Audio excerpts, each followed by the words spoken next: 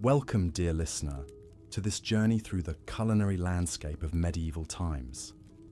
As you settle in for a moment of calm and relaxation, I invite you to share in the comments where in the world you're listening from and what time of day it is for you right now. I always love seeing how far our community of night owls stretches. If you enjoy immersing yourself in the rich tapestry of history to unwind, consider subscribing for more soothing stories like this. Picture, if you will, a rustic table set with a humble meal. A bowl of thin, bland porridge, a hunk of dense, coarse bread, and perhaps a few morsels of tough, stringy meat, if the diner is lucky. This is the fare that sustained the majority of people in medieval times. While kings and nobles feasted on lavish multi-course banquets, the average peasant subsisted on a diet that was as meager as it was monotonous. What factors conspired to make food in the Middle Ages so unappetizing for the masses? Let us explore this question and transport ourselves back to a time when filling one's belly was a daily struggle. In a medieval peasant's home, the aroma of exotic spices was noticeably absent. Cinnamon, ginger, nutmeg, pepper. These were luxuries reserved for the wealthy, brought from distant lands by intrepid merchants.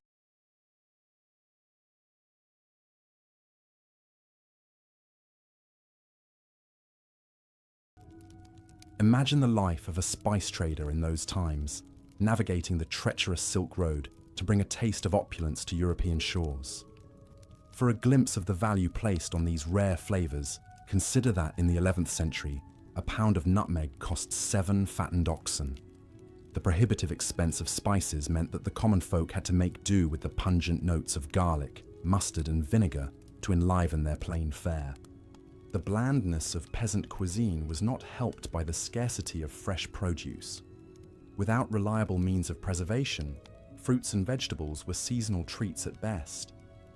The lucky few who had access to a plot of land might grow some hardy crops like onions, leeks, and cabbages, but these were hardly enough to balance out a diet heavily reliant on grains. Breads and porridges made from barley, rye, and wheat formed the backbone of most meals, sometimes supplemented with legumes like peas and beans. While this diet was filling, it lacked essential nutrients, leading to widespread malnutrition and stunted growth. Meat, though prized, was a rarity on the peasant table. A prosperous family might keep a pig, some chickens, or even a cow. But these animals were valuable resources, not to be slaughtered lightly. Meat was reserved for special occasions like weddings and religious feasts, or when an animal was too old or infirm to serve any other purpose. When meat was available, every scrap was used from nose to tail. Offal, or organ meats, were common peasant fare, as were small birds and game caught by trapping or hunting, though poaching in the royal forests was a risky endeavor, punishable by severe penalties. Fish was more accessible than meat for those who lived near rivers or the sea, but it too was often preserved by drying, smoking, or salting to last through lean times. The result was a far cry from the delicate, flaky fillets we enjoy today. Herring, cod, and eel were among the most common catches, and they would be packed in barrels with generous amounts of salt to stave off spoilage. Freshwater fish like carp and pike were a delicacy reserved for the nobility, who maintained private fish ponds on their estates. The scarcity of fresh food meant that medieval cooks had to get creative with preservation methods. Pickling, fermentation, and drying were all common techniques to extend the shelf life of perishables. Cabbage would be shredded and fermented into sauerkraut, cucumbers and onions pickled in vinegar, and fruits like apples and pears dried for winter storage. These preserved foods added some much-needed variety to the peasant diet, but they were a far cry from the vibrant flavors of fresh produce. Even staples like bread and ale, which formed the foundation of medieval sustenance, were not always trustworthy. Unscrupulous bakers might stretch their dough with fillers like ground acorns, chalk, or even sawdust, leading to loaves that were as hard as rocks and about as nutritious. Ale, too, was often watered down to increase profits, a practice that earned some alewives a nasty reputation. In a time when clean drinking water was scarce, weak ale was often the only safe choice, as the brewing process helped to kill off harmful bacteria. This brings us to perhaps the most unappetizing aspect of medieval dining, the utter lack of hygiene. Without an understanding of germs and food safety, contamination was rampant. Livestock were often kept close to living quarters for warmth and protection, their waste seeping into the same areas where food was prepared and consumed. In crowded cities, garbage and human excrement filled the streets, tainting water sources and attracting vermin. It's no wonder that foodborne illnesses were rampant, with even royalty not immune to the perils of spoiled fare. King John of England, for example, is said to have died after overindulging in peaches and new cider, a feast that likely led to a fatal case of dysentery. The spectre of disease was never far from the medieval dinner table. The Black Death, which wiped out a third of Europe's population in the 14th century, spread in part due to the unsanitary conditions that allowed rats and fleas to thrive. Food markets were particularly notorious as breeding grounds for pestilence, with flies buzzing around meat stalls and rodents scurrying underfoot. It's a wonder that anyone survived the perils of medieval dining at all. Yet even in the face of scarcity and disease, there were glimmers of gastronomic hope. Monasteries and abbeys often served as havens of relative plenty, with well-tended gardens and orchards providing a bounty of fresh produce. Monks were known for their culinary skills, with some even penning cookbooks that offered a glimpse into the more refined cuisine of the upper echelons. Of course, this food was not shared freely with the masses, but some monasteries did offer alms to the poor as a form of charity. For the nobility, feasts were an opportunity to showcase their wealth and power. A royal banquet might feature dozens of dishes, from roast swan and peacock to delicate pasties and sweetmeats. Spices flowed freely, as did wine and ale, creating an atmosphere of gluttonous revelry. But even these lavish spreads were not without their dangers. Food poisoning was a common occurrence, with spoiled meats and rancid sauces taking their toll on noble stomachs.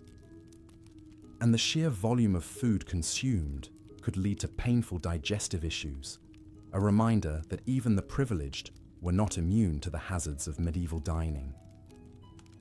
As we reflect on the harsh realities of food in the Middle Ages, it's hard not to feel a sense of gratitude for the abundance and variety that we enjoy today. Our supermarkets brim with fresh produce from around the globe, our meats are safe and sanitized, and our spice racks hold flavors that would have been the envy of any medieval monarch. Yet even as we savor the fruits of modernity, we can't help but marvel at the resilience and ingenuity of our ancestors, who made do with so little and found ways to survive in the face of unrelenting hardship.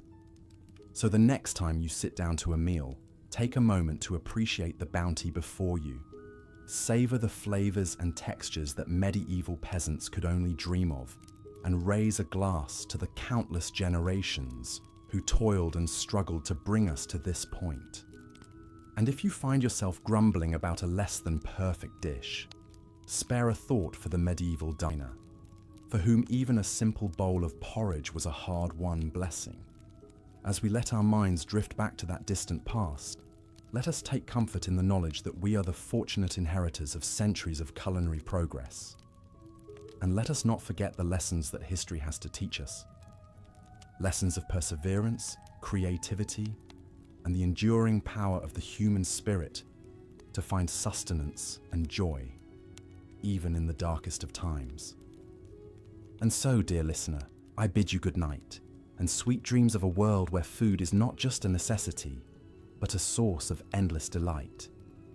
May your own culinary journey be filled with flavor, nourishment, and the warm glow of gratitude for all that we have been given. Until next time, rest well and dream of feasts yet to come. Part 4. Adulterated food and drink. In the dimly lit streets of a medieval city, A baker surreptitiously glances left and right before ducking back into his shop. He pulls out a sack of sawdust and begins kneading it into the dough, stretching his paltry supply of flour. For many bakers, this deception was the only way to eke out a meager living. Bread was the lifeblood of the medieval diet, but its purity was often compromised. Unscrupulous bakers would add fillers like ground acorns, chalk, or sawdust to extend their dough. What resulted was a coarse, gritty loaf that offered little nutrition. The very staple that sustained peasants through their back-breaking labour had become yet another hardship to endure. Ale and wine, too, fell victim to the desperation of the times. Alewives and innkeepers, struggling to turn a profit, would water down their brew to stretch it further. The resulting drink was a thin, sour swill that bore little resemblance to the hearty ale that was the pride of the British Isles. One such alewife, Elizabeth, toils over her bubbling cauldron, stirring in yet another bucket of cloudy water. Her children hover near, their hungry eyes watching each drip, knowing their next meal depends on this batch. As she ladles out a mug of the watered-down brew, she sighs, remembering the rich, full-bodied ale her grandmother once crafted, a family recipe now lost to necessity. In a time when clean drinking water was a rarity, this adulterated ale and wine became an unfortunate necessity. Wells and rivers were often contaminated by human and animal waste, making them rife with disease. The alcohol in these drinks, though diluted, was still potent enough to kill some of the harmful bacteria. And so, peasants were forced to choose between risking the sickness of tainted water or the empty calories of watered-down ale. Attempts were made to curb these deceptive practices. The Assize of Bread and Ale, a 13th century law, set strict regulations on the price, weight, and quality of bread and ale. Transgressors faced hefty fines or even time in the pillory, but with the limited means of enforcement and the desperation of the poor, these laws did little to stem the tide of food adulteration. And so, the medieval peasant's lot was one of constant compromise, a balancing act between the gnawing pain of hunger and the bitter disappointment of adulterated food. Each mouthful was a reminder of their precarious existence, where even the most basic sustenance could not be taken for granted. As we delve further into the realities of medieval food, we must remember that these were not just historical facts, but the daily struggles of real people. In our next chapter, we'll explore how the very spaces in which they lived contributed to the challenges they faced in securing a decent meal, the close quarters shared by man and beast, and the lack of sanitation that plagued medieval cities, made the simple act of eating a perilous proposition. Part 5. Unsanitary conditions. Picture, if you will, a small thatched cottage huddled against the chill of a medieval winter. Inside, a family huddles around a meagre fire, their breath mingling with the steam rising from a bubbling pot of pottage. In the corner, a pig roots through the rushes, covering the dirt floor. It snorts and grunts, a constant backdrop to the family's daily life. This was the reality for many medieval peasants, a life lived in close quarters with their livestock. Animals were often kept inside the home for warmth and safety, their dung and debris mingling with the straw and rushes that served as the only floor covering. It was a breeding ground for disease, with fleas and lice thriving in the unsanitary conditions. Even in the grandest castles, sanitation was a challenge. Without a proper understanding of hygiene, even the most lavish feasts could end in tragedy. The story of King John of England serves as a poignant example.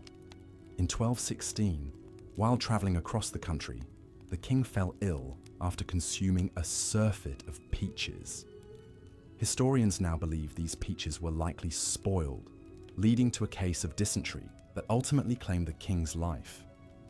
In the crowded cities of medieval Europe, the situation was even more dire.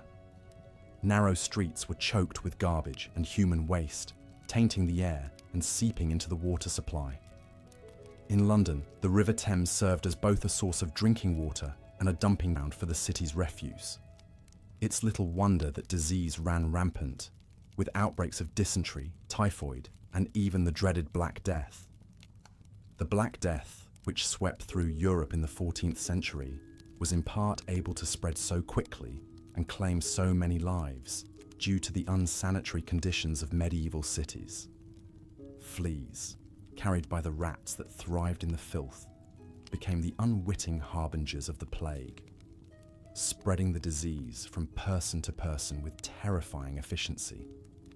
For the average peasant, there was little escape from these unsanitary conditions.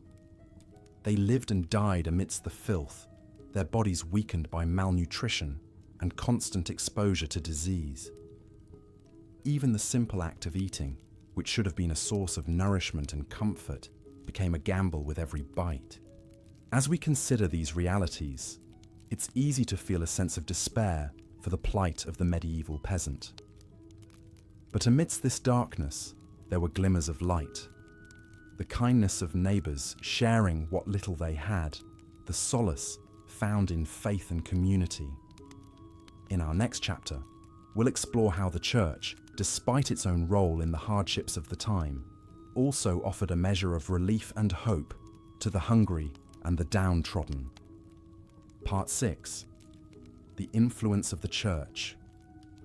The tolling of church bells marked the rhythm of life in medieval Europe. For peasants toiling in the fields, these peals signalled not just the call to prayer, but also a reprieve from the unrelenting demands of their work and their hunger.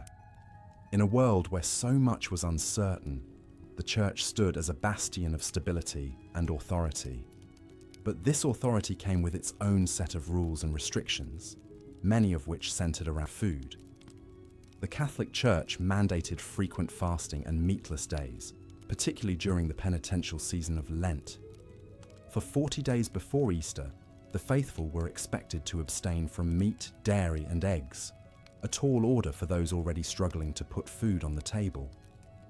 The story of one peasant family illustrates the hardship these fasts could impose. John and his wife, Margaret, toiled from sunup to sundown on their small plot of land, barely growing enough to feed their 3 children.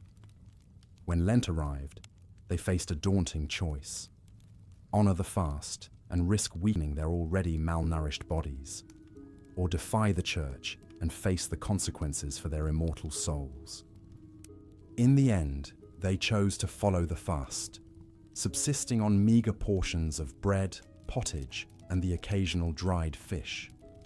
By Easter, their faces were gaunt and their steps heavy with exhaustion. Yet they took solace in the belief that their suffering would be rewarded in the next life. Despite the additional hardships these fasts imposed, the Church was not entirely deaf to the plight of the poor. Monasteries and abbeys often served as a source of food aid, distributing bread and alms to the needy as a form of Christian charity. The monks, with their vast lands and resources, were able to provide a measure of relief to the hungry masses. Yet even this charity had its limits.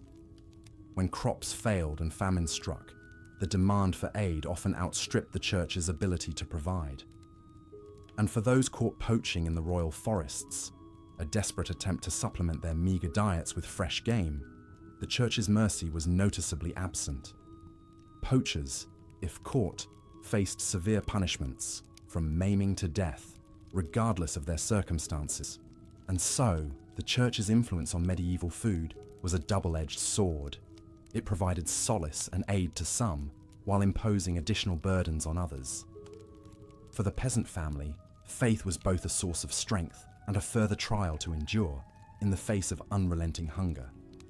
As we turn our gaze to the final chapter of our journey through medieval food, we'll witness a scene of shocking contrast: the opulent feast of a noble household. Against the backdrop of peasant hardship, these lavish displays serve as a stark reminder of the vast inequalities that defined the era. Part 7. The Rare Medieval Feast. The great hall of the castle is alive with the flicker of 100 candles. Tapestries line the walls, their vibrant threads telling stories of heroic deeds and courtly love. At the head of the room, on a raised dais, the lord and lady preside over a scene of opulence and plenty. Down the center of the hall stretches a massive oak table, groaning under the weight of countless dishes. Whole roasted pigs, their skins crackling and golden, jostle for space with elegant silver platters of delicately spiced peacock. Baskets overflow with fresh-baked manche bread, each loaf as white and soft as a cloud. The air is thick with the aroma of saffron, cinnamon, and cloves, spices so precious they're worth their weight in gold. In the castle kitchens, the master cook orchestrates a symphony of culinary creation. He barks orders at his underlings, who scurry to baste the meats, stir the pots, and plate the elaborate subtleties, sugar sculptures crafted into fanciful shapes of castles and unicorns. For the cook, this feast is a chance to showcase his artistry and ingenuity, to solidify his reputation and secure his place in his lord's favor. As the feast progresses, the diners gorge themselves on a seemingly endless parade of dishes. They tear into the tender flesh of roast venison, sup on creamy almond soup, and savor the delicate flavor of blancmanger, a dish of shredded chicken mixed with rice, milk, and sugar. They wash it all down with goblets of richly spiced wine and frothy ale. But even amidst this revelry, there are reminders of the precariousness of medieval life. A noblewoman, her face flushed with wine, suddenly pales and excuses herself from the table, her stomach churning from the richness of the food. A knight, his teeth rotting from the sugary delicacies, bites into a particularly tough piece of meat and winces in pain. And hovering at the edges of the hall, the serving staff watch the excesses of their betters with a mixture of envy and resentment. They know that tomorrow they'll be back to their usual fare of coarse bread and thin gruel. The memory of this feast, a taunting reminder of the gulf between their world and that of their masters. As the last plates are cleared and the final crumbs are swept away, we're left to ponder the stark contrasts of medieval food. For the nobility, feasts were a display of wealth, status, and power, a chance to revel in the finest delicacies the land had to offer. But for the vast majority, food was a daily struggle, a constant battle against scarcity, adulteration, and disease. In our modern world of abundance and choice, it's easy to forget the hardships faced by our medieval ancestors. But by understanding their struggles, we gain a deeper appreciation for the comforts we enjoy today. As we sit down to our own meals, let us take a moment to savor not just the flavors on our tongues, but the hard-won progress that allows us to eat with such ease and variety. And so, as we close the book on this exploration of medieval food, let us do so with a sense of gratitude and perspective. For in the grand tapestry of human history, our own time is but a brief and privileged chapter, woven from the threads of countless lives lived and meals shared, each one a testament to the enduring resilience of the human spirit.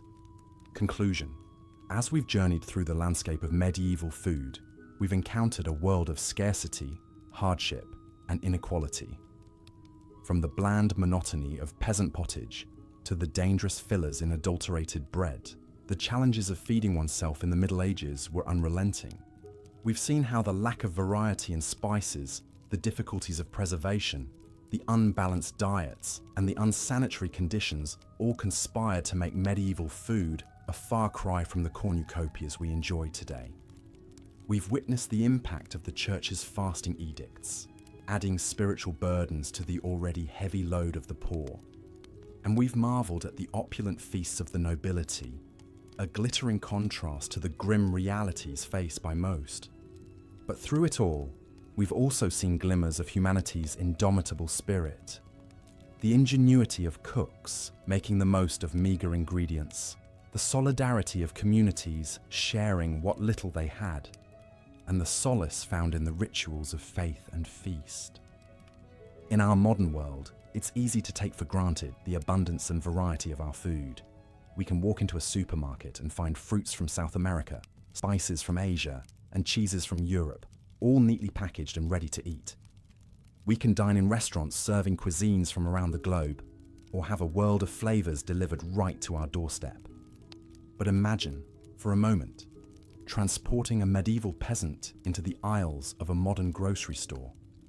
The sheer variety would be overwhelming. The vibrant colors of the produce section, the gleaming refrigerated cases filled with milk and eggs, the shelves upon shelves of pre-packaged meals and snacks. It would be like stepping into a fairy tale, a land of unimaginable plenty.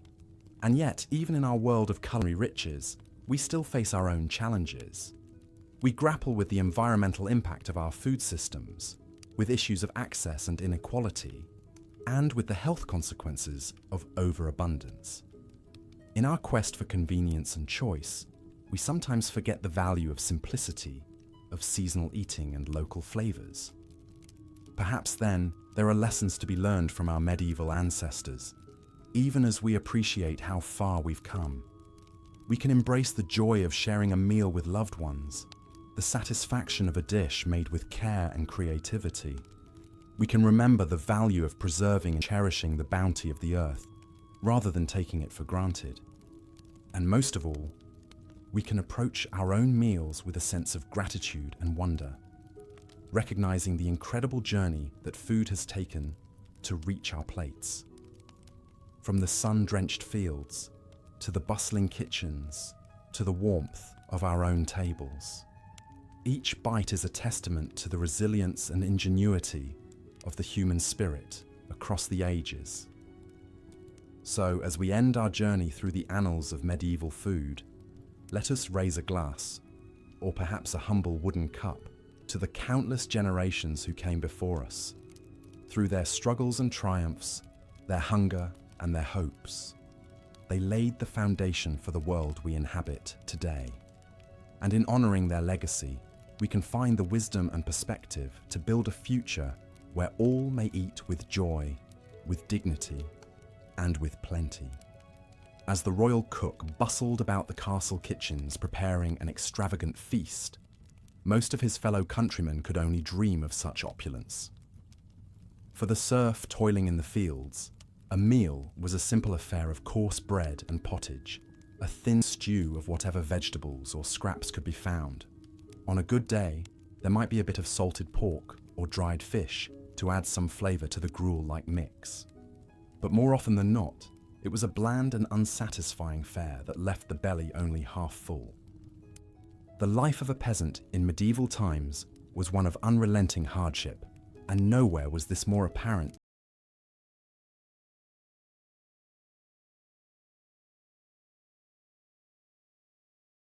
than in their daily sustenance. While the nobles dined on exotic dishes, flavored with costly spices from far-off lands, the common folk subsisted on a diet that was as monotonous as it was meager.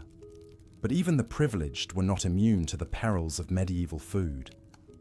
The lavish feasts that were the hallmark of aristocratic life often came with a hidden cost. With no means of refrigeration, food spoilage was a constant threat, and many a noble fell ill, or even died from consuming contaminated fare. The very excesses that were meant to showcase their wealth and status could prove to be their undoing. Such was the fate of King John of England, whose untimely death in 1216 was attributed to a surfeit of peaches. As the story goes, the king was travelling through the town of King's Lynn when he was seized by a terrible case of dysentery. Some say it was brought on by the rich food he had consumed at a nearby abbey, while others blamed the peaches he had eaten with relish. Whatever the cause, the king's condition quickly worsened, and he died a few days later, his reign cut short by a humble fruit. It is a testament to the precariousness of life in the Middle Ages that even the most powerful and privileged were not safe from the dangers that lurked in their food. For the vast majority of people, however, the risks were even greater. In a world where hunger was a constant companion, the temptation to eat spoiled or contaminated food was often too great to resist.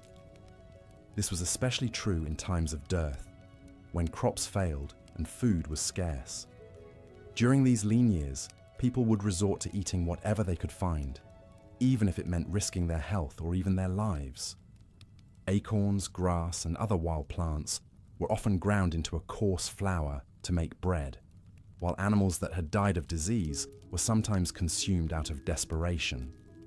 Even in the best of times, medieval food was often adulterated in ways that would be unthinkable today.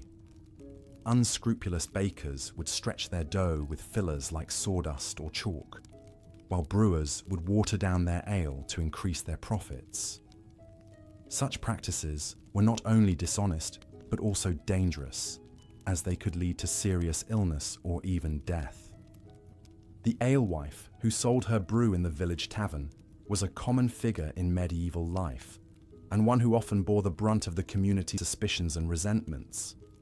If her ale was weak or sour, she might be accused of adulterating it with noxious substances, or even of practicing witchcraft. In a world where superstition held sway, the line between a bad batch of ale and a deadly poison was often blurred. Despite the many challenges and hardships that medieval people faced in their daily lives, they were not without their small joys and comforts. For the peasant family gathered around the hearth at the end of a long day, a simple meal of bread and pottage could be a moment of respite and togetherness. And for the monks and nuns who dedicated their lives to prayer and service, the austere diet prescribed by their religious orders could be a source of spiritual nourishment and discipline. But even in the monasteries and abbeys that dotted the medieval landscape, food was not always a source of comfort or sustenance. During the holy season of Lent, when Christians were expected to fast and abstain from meat, the already limited diets of the religious orders would be further restricted. For 40 long days, they would subsist on little more than bread, water, and the occasional vegetable or fish. For some, this period of deprivation was a welcome opportunity to focus on their spiritual lives and to draw closer to God. But for others, it was a time of great hardship and temptation, as the pangs of hunger gnawed at their resolve and tested their faith. In a world where food was so often scarce and unpredictable, the idea of voluntarily giving it up must have seemed like the height of insanity. And yet, despite all the hardships and challenges that medieval people faced in their daily lives, they found ways to adapt and persevere. They learned to preserve their food through salting, smoking, and drying, to make the most of the meager ingredients available to them, and to find joy and comfort in the simple pleasures of life. In many ways, the story of medieval food is a story of resilience and ingenuity in the face of adversity. It is a reminder of how far we have come in terms of food safety, variety, and abundance, but also of how much we still have in common with our ancestors. For just as they struggled to put food on the table and to nourish their families, so too do we grapple with the challenges of our own time, from climate change and food insecurity to the pressures of modern life. As we sit down to our own meals, laden with a dizzying array of flavors and ingredients from all corners of the globe, it is easy to forget the hardships and sacrifices that have brought us to this point. But by understanding the history of our food and the ways in which it has shaped our culture and our identity, we can gain a greater appreciation for the abundance and diversity that we enjoy today.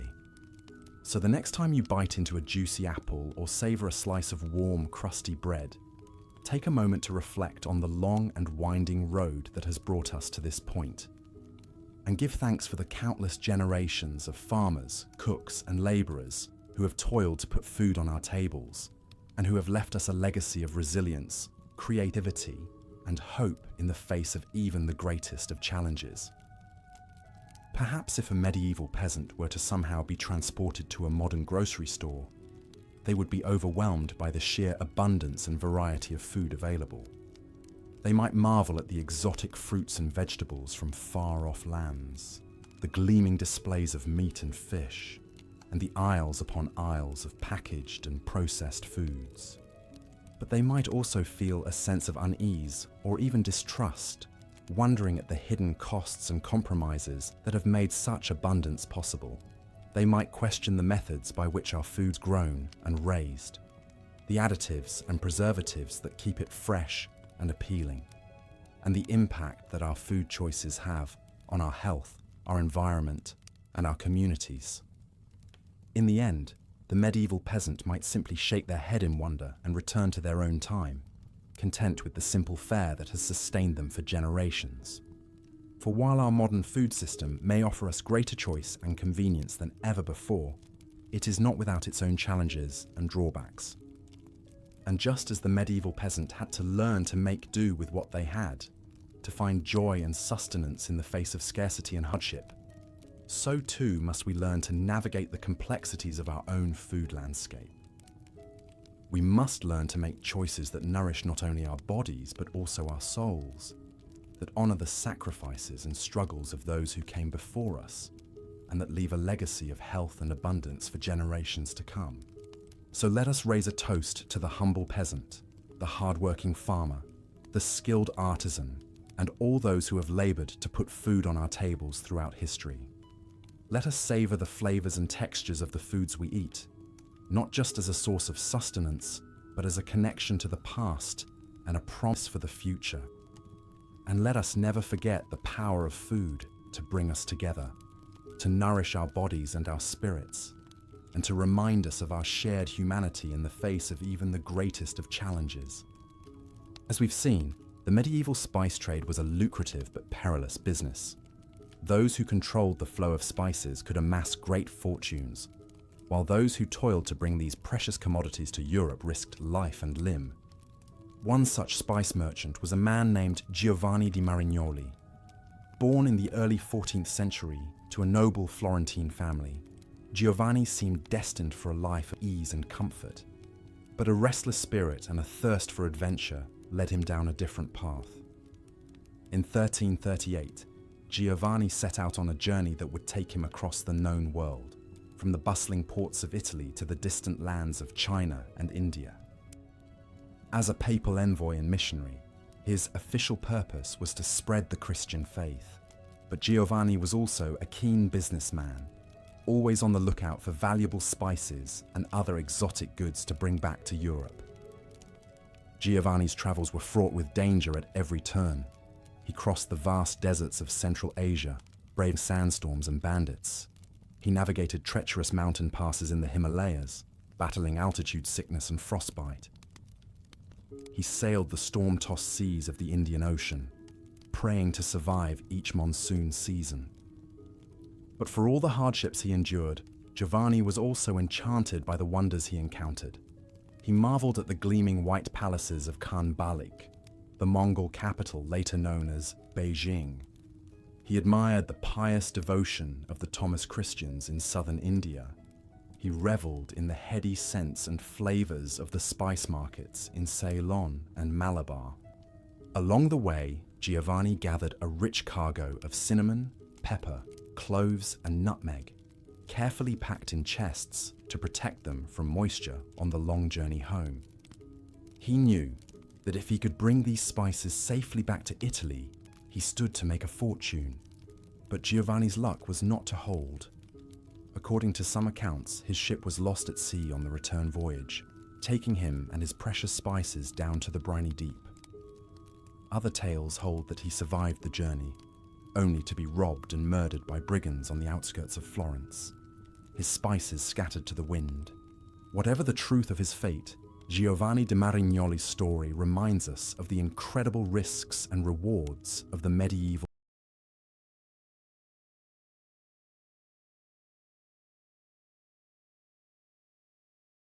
spice trade.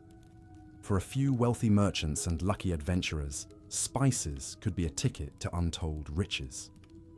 But for most, like Giovanni, they remained a tantalizing dream, always just out of reach. As we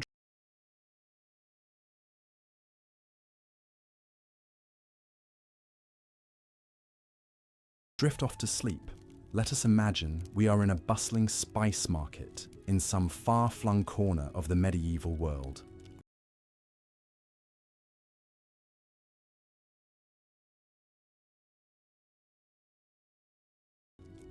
The air is thick with the scent of pepper and cinnamon, cardamom and saffron. Merchants haggle in a dozen different tongues, their voices rising and falling like the tide. We wander the narrow lanes, baskets in hand, marveling at the colourful mounds of spices from every corner of the globe. Here, a pile of ginger root, gnarled and pungent. There, a heap of cloves like tiny brown nails, their aroma warm and sweet.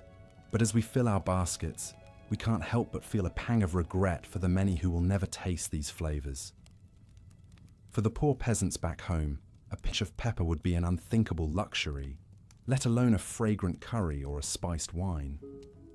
Their food, as we'll explore further, is a monotonous grind of gruel and grit, a far cry from the sumptuous feasts we've seen at the tables of the wealthy. But even those lavish banquets, as we'll soon discover, could come with their own hidden dangers and disgusting surprises. So let us savour this imagined abundance, this rare sensory delight, as we drift deeper into dreams. For when we wake, we'll have to confront once more the harsh realities of food in the Middle Ages. Realities that made filling one's belly a daily battle for princes and paupers alike. The scarcity and hardship that defined medieval food for the masses extended even to the staples that formed the backbone of their diets. Bread, the most basic and universal of foods, was often a coarse, unappetizing loaf that would be nearly unrecognizable today. For poorer peasants, bread was made from lower quality grains, like barley, rye, and even beans or chestnuts in times of shortage. This resulted in dense, dark loaves that were difficult to digest and provided little nutrition. The bread was often full of gritty impurities from poor milling techniques, and it would quickly go stale or mouldy in the damp conditions of many peasant homes. Even for slightly better off peasants who could afford wheat bread, the end product was a far cry from the fluffy, leavened loaves we enjoy today. Leavening agents like yeast were expensive and hard to come by, so most bread was unleavened flatbread, similar to modern pita. These flatbreads would be baked on a hearthstone or dried in the sun, resulting in a hard, cracker-like consistency. The quality of bread was so important that it was often used as a marker of social class. The whitest, finest loaves made from pure wheat flour were reserved for the nobility, while the greyish-brown loaves of the peasantry were derided as black bread. In some regions, strict laws even prohibited commoners from consuming white bread, reserving it as a privilege of the elite. One figure who stood out in the history of medieval bread production was the 12th century mystic Saint Hildegard of Bingen. Born into a noble family in what is now Germany, Hildegard entered the monastic life as a young girl and rose to become the abbess of her own community. In addition to her visionary spiritual writings and musical compositions, Hildegard was renowned for her knowledge of herbalism and natural medicine. She wrote extensively about the properties of grains and the importance of proper nutrition, even at a time when such ideas were not widely understood. In her treatise Physica, Hildegard described spelt, an ancient grain closely related to wheat, as the best grain for human consumption. She believed that spelt bread nourished the body and enhanced longevity, while cautioning against the consumption of raw cereals as damaging to health. Hildegard put her knowledge into practice, overseeing the extensive agricultural lands and bakery of her abbey. Under her guidance, the nuns of Bingen produced high-quality spelt bread that was distributed to the sick and poor in the surrounding community. Though spelt was still a luxury commodity out of reach for most peasants, Hildegard's advocacy of it as a healthier alternative to common wheat was remarkably prescient. Modern nutritional science has vindicated many of her claims, showing spelt to be higher in protein and easier to digest for many people than high-processed modern wheat. The life and work of Hildegard of Bingen provides a glimpse into the crucial role that bread played in medieval society, not just as a staple food, but as a symbol of social status and a potential tool for healing. Her teachings, informed by a holistic understanding of the connection between food and health, foreshadowed modern ideas about nutrition and wellness. Despite the efforts of visionaries like Hildegard, bread for most people in the Middle Ages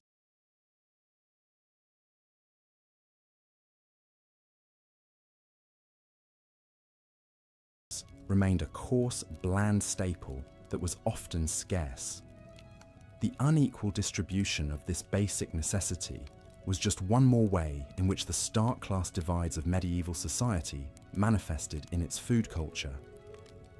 For the poorest peasants, even the meagre comfort of a regular supply of bread could be stripped away by the cruel twists of fate and weather. In times of drought, flood, or blight, when grain crops failed, the spectre of famine loomed large over medieval communities. During these dreaded years of dearth, food prices would skyrocket while wages plummeted, leaving many peasants unable to afford even a basic subsistence. With no social safety net to rely on, the poorest were left to starve or resort to desperate measures like eating bark, grass, or even cannibalism in the most extreme cases. One of the worst famines to strike medieval Europe was the Great Famine of 1315 to 1322. A catastrophic confluence of factors, including climate change, crop failures, and the economic fallout of endless wars, plunged the continent into a 7-year period of starvation and misery. Chronicles of the time paint a grim picture of the suffering endured by the common people. Men ate dogs, horses, cats, and other unclean things, wrote the Flemish monk William of Nangis. Some men, it was said, compelled by hunger, ate the bodies of executed criminals, and some poor people even ate their own children. The famine hit the Low Countries and Scandinavia particularly hard, with mortality rates as high as 10 to 25% in some regions. In the German city of Erfurt, the famine years saw an average of 16 deaths per day, compared to just 2 per day in normal times. Even in the best of times, the threat of hunger was never far away for medieval peasants. Their precarious existence, always at the mercy of the elements and the whims of their lords, meant that food insecurity was a constant companion.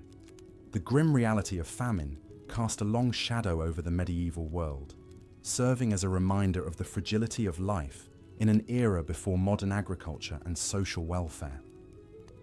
It was a world where even the most basic necessity of bread could not be taken for granted, and where the spectre of starvation lurked just one bad harvest away.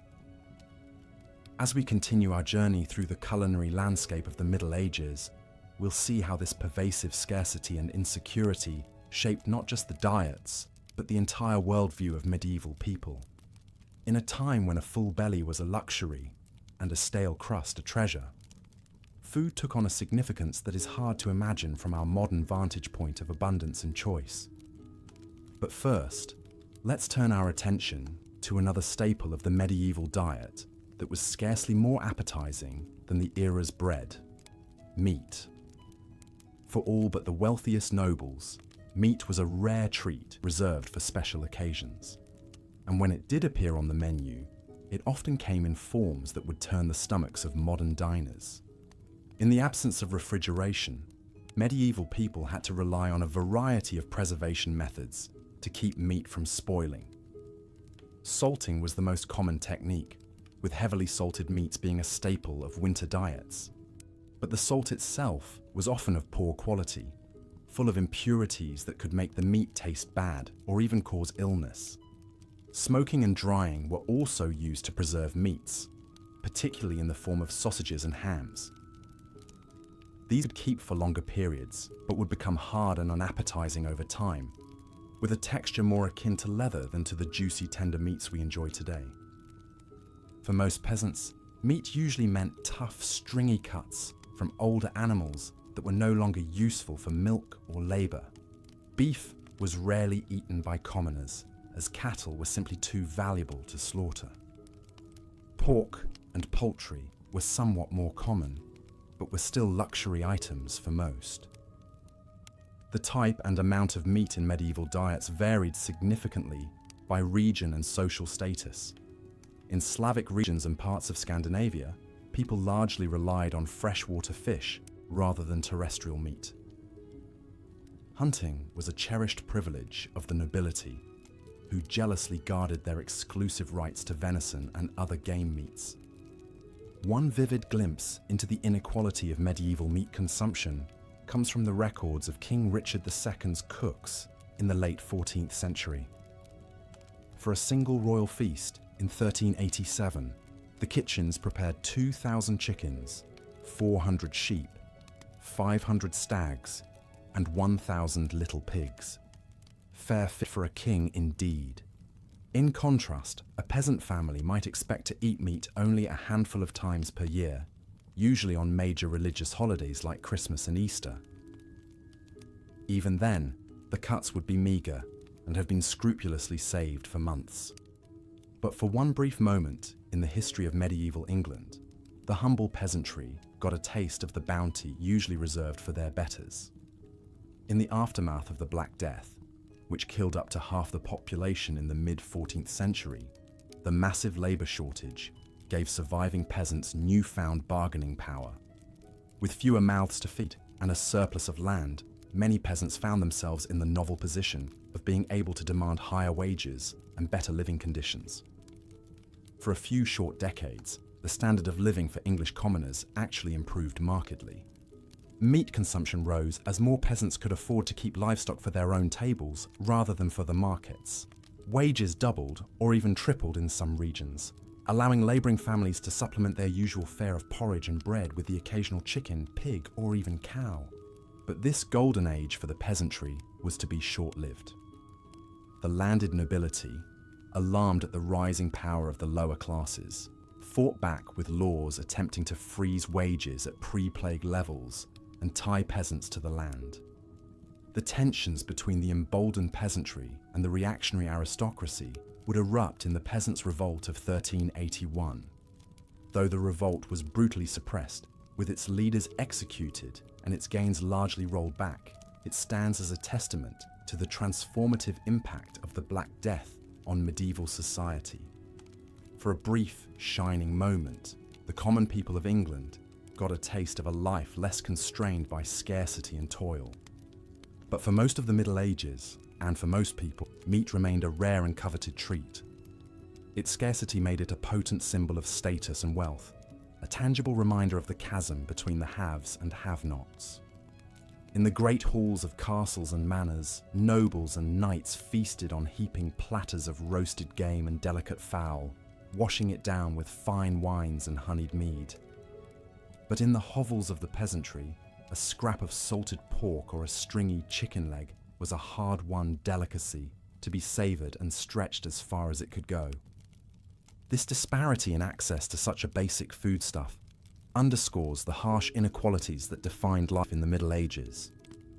In a world where even a full belly was a mark of privilege, the gulf between rich and poor was as wide as the distance between a king's banquet table and a peasant's empty trencher. As we've seen, the rare morsel of meat was a highlight in the otherwise dreary and monotonous diet of most medieval people. But even this small pleasure was subject to strict regulation by the power of the Church. In medieval Europe, the Catholic Church wielded immense influence over every aspect of daily life, and food was no exception. The church calendar was dotted with fast days and meatless days, when the consumption of animal products was strictly forbidden. The most significant of these was the season of Lent, the 40-day period leading up to Easter. During this time, all meat, dairy, and eggs were off limits, leaving the faithful to subsist on a meagre diet of fish, vegetables, and bread. For wealthy nobles, this was a minor inconvenience. They could afford to import exotic fruits, nuts, and spices to liven up their Lenten fare, and their well-stocked fish ponds ensured a steady supply of fresh seafood. But for the poor, Lent meant an even more restricted and monotonous diet than usual. The Church's rationale for these dietary restrictions was rooted in the idea of penance and spiritual discipline. By denying themselves the pleasures of the flesh, even in the form of food, the faithful were thought to be purifying their souls and aligning themselves with the suffering of Christ. But in a world where hunger and scarcity were daily realities for most people, the idea of voluntary deprivation must have seemed a bitter irony. For peasants who rarely tasted meat anyway, the imposition of additional restrictions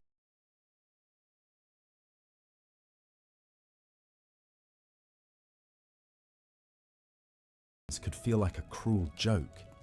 Yet the power of the church was so great that few dared to openly flout its dietary decrees. To do so was to risk not just social ostracism, but the very real threat of eternal damnation.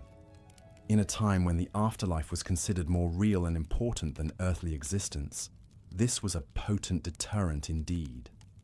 One poignant tale that illustrates the hardships of Lenten fasting comes from the records of a 14th century English manor. In 1322, a peasant woman named Agnes Paston was brought before the manor court on charges of stealing 2 loaves of bread during Lent. In her defense, Agnes pleaded that she had stolen the bread to feed her starving children, who were too young to understand the rules of the fast. She begged for mercy, arguing that surely God would not want her innocent babes to go hungry. The court, moved by her plea, took the unusual step of acquitting Agnes of the theft charge. But they still admonished her for breaking the Lenten fast, reminding her that the needs of the soul must take precedence over the desires of the body. For Agnes and countless others like her, the rigid dietary restrictions of the church must have seemed like just one more burden in a life already defined by hardship and hunger. In a world where food was scarce and survival precarious, the idea of willingly forgoing what little sustenance was available must have been difficult to swallow. But the church's influence on medieval food culture wasn't entirely negative. Monasteries and abbeys were often at the forefront of agricultural innovation, pioneering new techniques for crop rotation, irrigation, and selective breeding. They also served as repositories of classical knowledge about agriculture and food preservation, keeping alive the wisdom of ancient Rome and Greece. Moreover, the church played a vital role in providing food aid to the poor and hungry. Monasteries were known for their charitable distribution of bread and ale to the needy, and many operated hospitals and almshouses to care for the sick and destitute. In a time before social welfare programs or organized charity, the church was often the only safety net available to the most vulnerable members of society. Its teachings about the virtues of charity and the sin of gluttony helped to create a moral imperative for those with means to share their bounty with the less fortunate. Of course, this charity was often mixed with a hefty dose of paternalism and moral judgment. The poor were expected to be grateful for whatever scraps they were given and to accept their lot in life as divinely ordained. But for those on the brink of starvation, even a small act of kindness could mean the difference between life and death. As the Middle Ages wore on, the culinary distance between the wealthy and the poor only grew wider. By the late 14th and 15th centuries, Europe was in the grips of what some historians have called the Little Ice Age, a period of cooler temperatures and frequent climatic disruptions. Crop yields declined as fields were battered by droughts, floods, and unseasonable frosts. Food prices skyrocketed, leaving many commoners unable to afford even basic staples. At the same time, the Black Death and subsequent waves of plague had decimated the population, leading to labor shortages and rising wages. In response, the nobility and emerging merchant class doubled down on conspicuous consumption as a way to display their wealth and status. Lavish banquets featuring exotic dishes and opulent displays of sugar sculptures and gilded peacocks became the order of the day. Meanwhile, the poor were left to survive on whatever meager scraps they could scrounge. In times of dearth, many were reduced to eating famine bread, made from a desperate mix of peas, beans, acorns, and even sawdust. Others resorted to foraging for wild plants or hunting any animals they could catch, from rodents to crows. But even in the midst of this stark inequality, there were glimmers of hope and resistance.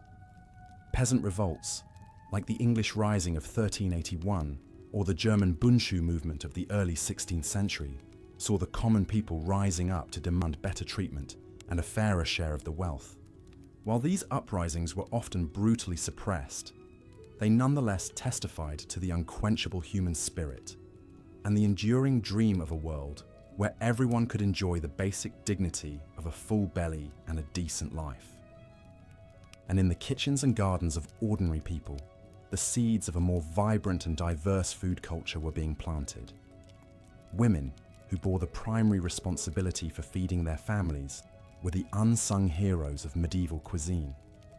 With creativity and resourcefulness, they found ways to coax flavor and nourishment out of even the humblest ingredients. In the folk traditions of pickling, preserving, and foraging, they passed down knowledge that would sustain their communities through the lean times and lay the foundation for the culinary revolutions to come. And in the communal ovens and shared meals of village life, they nurtured a spirit of solidarity and resilience that would prove as sustaining as any loaf of bread. So while the story of food in the Middle Ages is undoubtedly one of hardship and deprivation, it is also a story of ingenuity, resilience, and hope. In the face of scarcity and oppression, medieval people found ways to nourish not just their bodies, but their spirits, to find joy and communion in the simple act of sharing a meal. As we look back on this distant and often difficult past, we can take inspiration from their example. In a world that is still riven by inequality and hunger, their story reminds us of the fundamental human right to food and the vital importance of fighting for a more just and sustainable food system. And in our own kitchens and around our own tables, we can honor their legacy by cherishing the abundance we enjoy and remembering always to share it with those who have less. For in the end, the true measure of a society is not in the opulence of its feasts, but, as we've seen, for the vast majority of people in medieval Europe, food was a daily struggle of scarcity, monotony, and even danger. But there was one place where the food was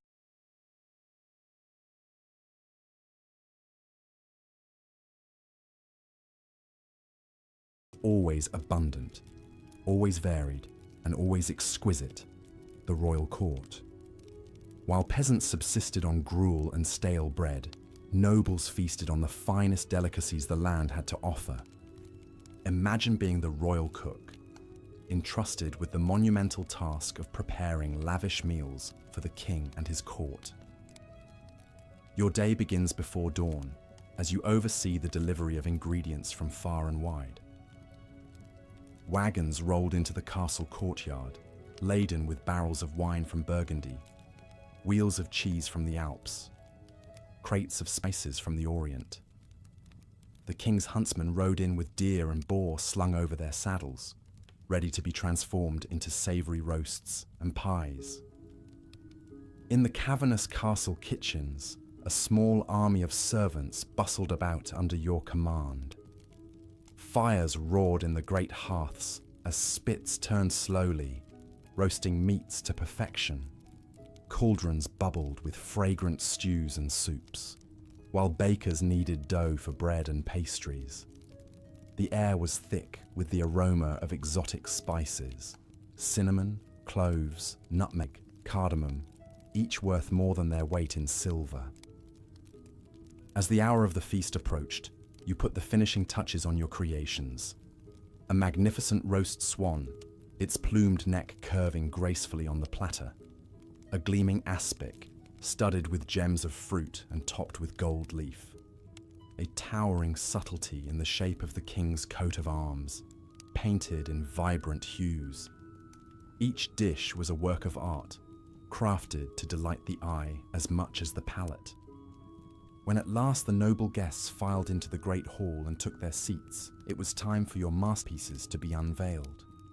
Servants paraded the platters in, presenting each to the high table with a flourish. The guests oohed and ahed as they were served, marveling at the bounty before them. For a few glorious hours they dined like gods, sampling delicacies from every corner of the known world. But even here, in the rarefied realm of the royal court, the spectre of illness lurked behind the splendor. For all their expense and artistry, even the most sumptuous dishes could harbor deadly spoilage. And the sheer excess of the feast often led to overindulgence, as nobles gorged themselves far past the point of satisfaction. It was not unheard of for a courtier to literally eat himself to death, felled by his own gluttony. So, while the royal feast may have stood in stark contrast to the meagre rations of the common folk, it was not without its own perils. In a world without refrigeration or food safety standards, no one was truly safe from the dangers of the dining table. Rich or poor, the medieval relationship with food was always a precarious one. Today, we can scarcely imagine the hardships that our ancestors endured simply to fill their bellies. The poorest among us have access to a variety and quality of food that would have been unthinkable even for medieval kings. We can walk into a gleaming supermarket and find fruits and vegetables from every season, meats and cheeses from every continent, spices and sauces from every cuisine.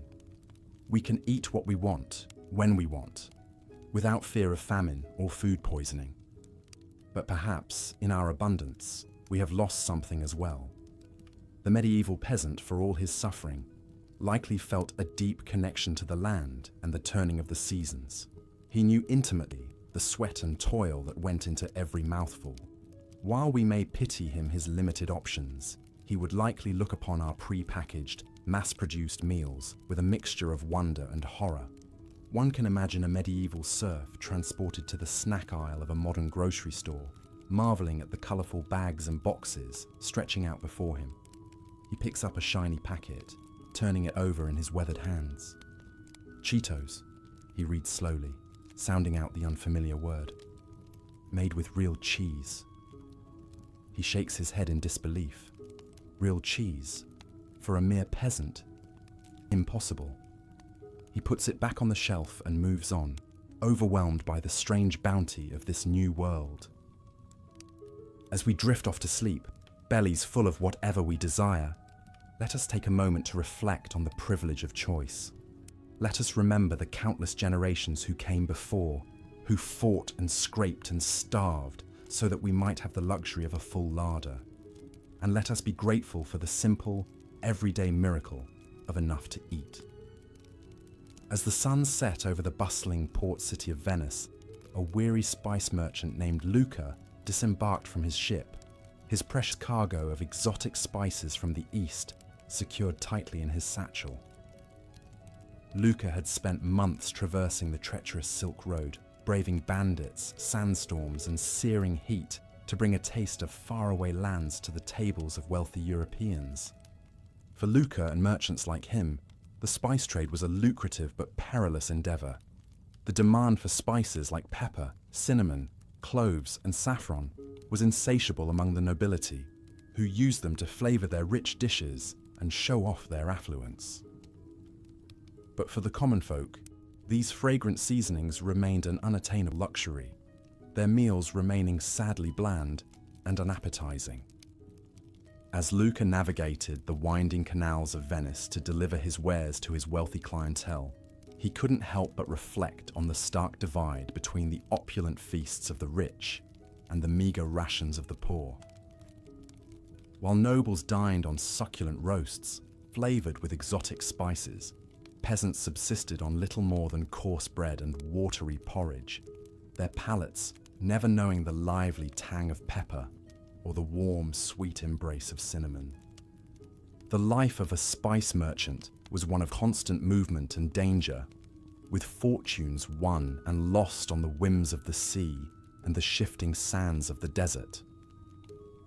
Luca had seen his fair share of hardships on his journeys: attacks by marauding bandits, treacherous mountain passes, and the ever-present threat of disease. But he pressed on, driven by the promise of riches and the thrill of the unknown. As he made his final deliveries and counted his profits, Luca, couldn't shake the feeling that for all the wealth and prestige the spice trade brought him, it remained a bitter reminder of the deep inequalities that plagued medieval society. While he dined on saffron-infused stews and fragrant spiced wines, the common people went to bed with growling stomachs, their dreams haunted by the enticing aromas that wafted from the kitchens of the elite. With a heavy heart, Luca retired to his lavish villa for the night, knowing that tomorrow he would once again set sail for distant lands, chasing the promise of fortune and leaving behind a world where the simple pleasure of a flavorful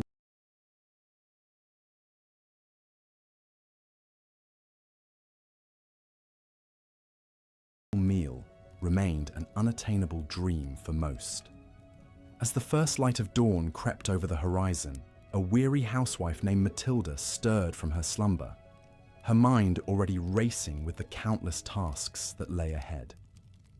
For Matilda and countless other women across medieval Europe, the arrival of autumn heralded not a season of bountiful harvests and joyous feasts, but rather a time of ceaseless labor and gnawing anxiety about the looming spectre of winter. With the days growing shorter and the nights turning colder, Matilda knew that she had precious little time to preserve what meager crops her family had managed to coax from the unyielding earth. Every scrap of food was precious, and nothing could be allowed to go to waste, lest they face the unthinkable prospect of starvation in the bleak months ahead. As she set about her work, Matilda's mind wandered to the lavish feasts of the nobility, where sumptuous meats and exotic delicacies were consumed with wanton abandon. For her and her fellow peasants, such extravagances were little more than cruel jests, taunting reminders of the vast chasm that separated the haves from the have-nots in the rigid hierarchy of medieval society.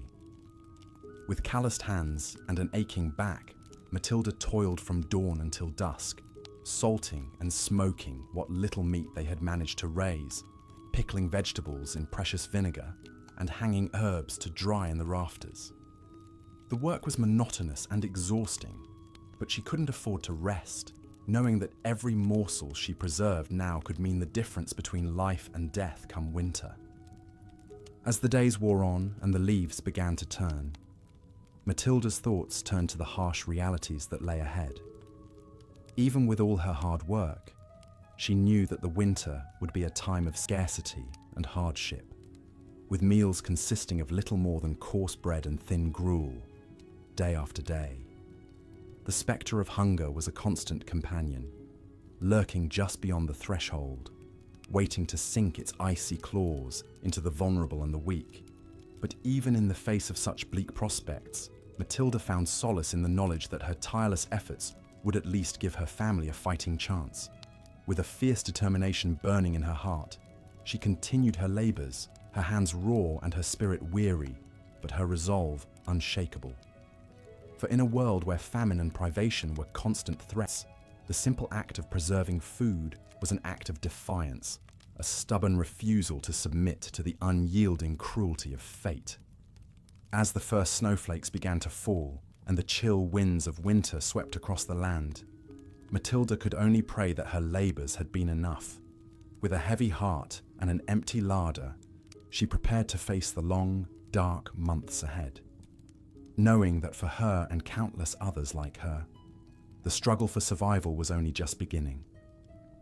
In a grand castle nestled amidst rolling hills and verdant forests, a lavish feast was underway, the great hall filled with the raucous laughter and clinking of goblets as nobles from far and wide gathered to partake in an extravagant display of wealth and power.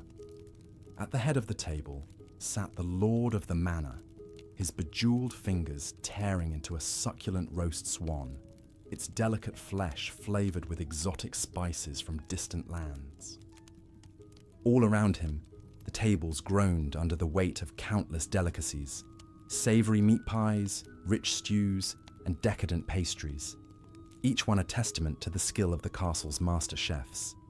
The air was thick with the aroma of roasting meats and the heady scent of mulled wine. a sensory feast that stood in stark contrast to the meager rations of the serfs toiling in the fields beyond the castle walls. For these lowly peasants, the very notion of such a feast was little more than a cruel fantasy, a tantalizing glimpse of a world forever beyond their reach. As they huddled in their drafty hovels, their bellies gnawing with hunger, they could only dream of the rich flavors and sumptuous textures that graced the tables of their betters.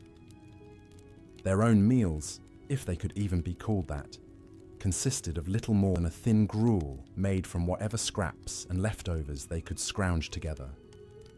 A few lucky ones might have a meager crust of bread to gnaw on, but for most, even that was a rare luxury. The thought of meat, let alone the succulent delicacies being devoured by the nobles, was little more than a distant fantasy. As the feast wore on, and the wine flowed freely, the nobles grew ever more boisterous, their laughter ringing through the halls and echoing off the stone walls.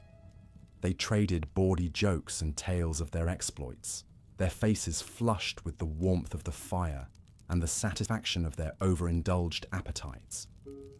But beyond the castle walls, the serfs huddled in their misery, their stomachs cramping with hunger and their hearts heavy with the knowledge that they would likely never know the pleasures of a full belly or a contented smile. For them, life was little more than an endless cycle of backbreaking labor and gnawing hunger, the cruel whims of fate forever conspiring to keep them in their place. As the last embers of the feast's great fires died out and the nobles retired to their plush chambers, the serfs returned to their own meager dwellings, their minds haunted by the tantalizing aromas and raucous laughter that had filled the night air. With heavy hearts and empty stomachs, they settled in for another long, cold night, the spectre of hunger their constant companion and the dream of a better life little more than a cruel, taunting mirage. In the bustling streets of a medieval town, an alewife named Agnes hurried to and fro, her arms laden with jugs of her latest brew. Agnes was a stout, no-nonsense woman who had been brewing ale for as long as anyone could remember. It was a hard life, fraught with long hours and meager profits, but it was the only life she had ever known. As she made her way through the winding alleys, dodging the refuse and filth that littered the streets, Agnes couldn't help but feel a pang of guilt over the shortcut she had taken with her latest batch. Times were tough, and the price of grain had skyrocketed, leaving her with little choice but to stretch her ale with a bit of extra water. It was a risky move, one that could land her in hot water with the local authorities if anyone found out. But what choice did she have? Agnes knew that her customers, mostly hard-working labourers and craftsmen, relied on her ale to provide a brief respite from the drudgery of their daily lives. They craved the rich, hearty flavour and the pleasant buzz that came with a few pints after a long day's work. But with the cost of ingredients eating into her already meagre profits, Agnes had been forced to cut corners wherever she could. As she arrived at the tavern and began to unload her wares, Agnes couldn't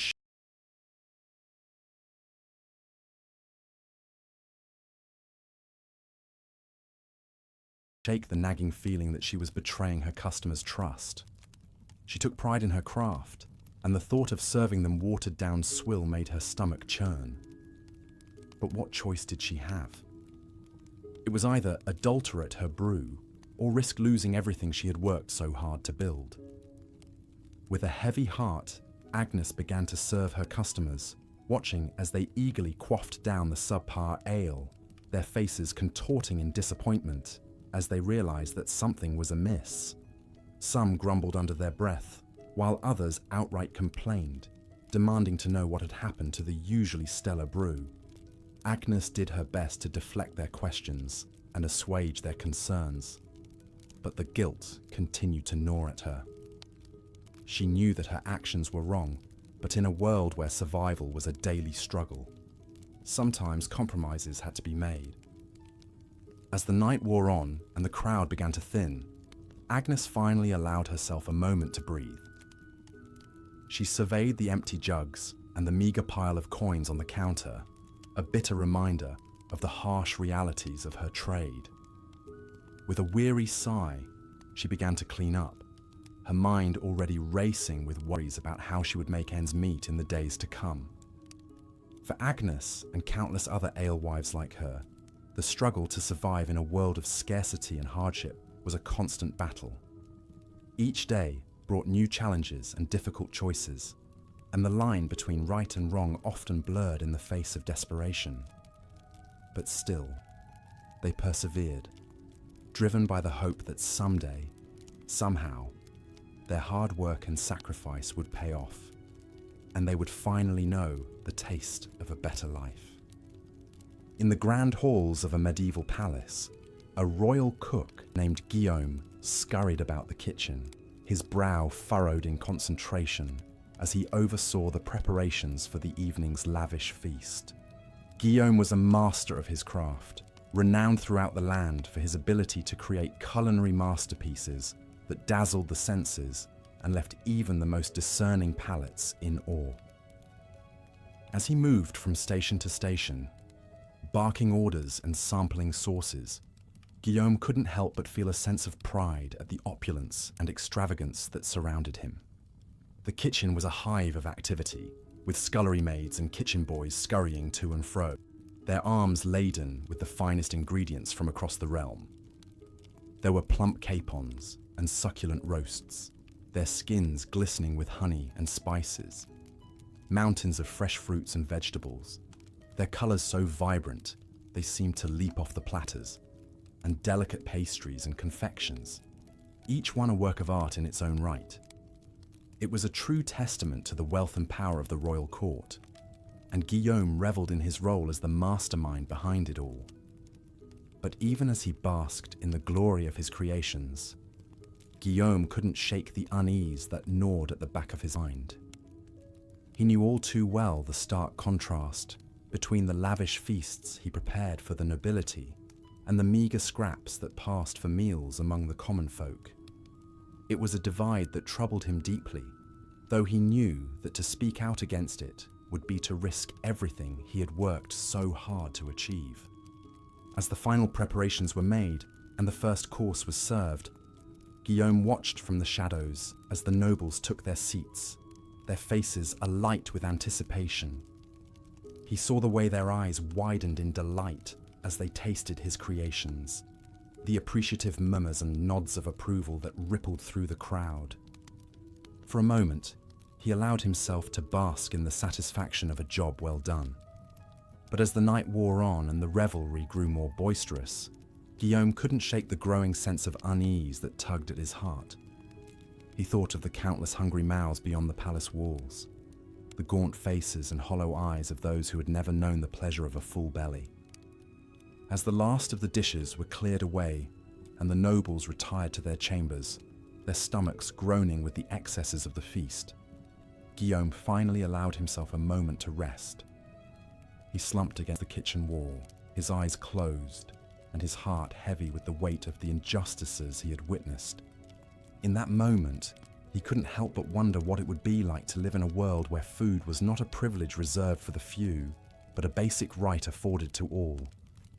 He knew that such a world was little more than a dream, a fantasy as distant and unattainable as the stars themselves. But still, he couldn't help but hope that someday, somehow, things might change, and the plenty he created in the palace kitchens might find its way to those who needed it most. Until then, Guillaume knew that he would continue to ply his trade, his hands forever stained with the guilt of the plenty he created and the poverty he helped perpetuate. It was a burden he would carry with him always, a constant reminder of the cruelty and inequality that lay at the heart of the medieval world. As we have journeyed through the annals of medieval history, exploring the harsh realities and cruel inequities that define the era's food culture, it is impossible not to feel a sense of gratitude for the relative abundance and variety that we enjoy in the modern age. The struggles and hardships faced by our ancestors, from the lowliest serf to the most skilled artisan, serve as a poignant reminder of just how far we have come in our quest to ensure that all people have access to the basic necessities of life. But even as we celebrate the progress we have made, it is important to remember that the spectre of hunger and malnutrition still looms large in many parts of the world. Even in the midst of plenty, there are still those who go to bed with empty stomachs and aching hearts, their dreams haunted by the same cruel inequalities that plagued the medieval world. As we reflect on the lessons of the past and the challenges of the present, it is clear that the fight for food justice is one that is far from over. It is a struggle that will require the collective efforts of all those who believe in the basic human right to nourishment and sustenance. A struggle that will test our resolve and our compassion in equal measure. But even in the face of such daunting odds, we must never lose sight of the progress we have made and the hope that sustains us. We must draw strength from the courage and resilience of those who came before us, those who toiled in the fields and labored in the kitchens, their hands calloused and their hearts heavy with the weight of their burdens. And we must continue to push forward, to fight for a world in which no one goes hungry, and in which the bounty of the earth is shared equally among all those who call it home. It is a vision that may seem distant and unattainable, a dream as fragile and fleeting as the wisps of steam rising from a bowl of gruel. But it is a dream worth fighting for, a dream that has the power to transform the world and bring hope to the hearts of all those who hunger for a better tomorrow. So let us go forth with renewed purpose and determination, armed with the knowledge of the past and the hope of the future. Let us work to build a world in which the plenty of the palace kitchens finds its way to the bellies of the poor, and in which the joys of the harvest are shared by all those who have labored to bring it to fruition. For in the end, the struggle for food justice is not just about filling stomachs and sating hunger. It is about the very essence of what it means to be human, about the bonds of compassion and empathy that bind us all together across the gulfs of time and space.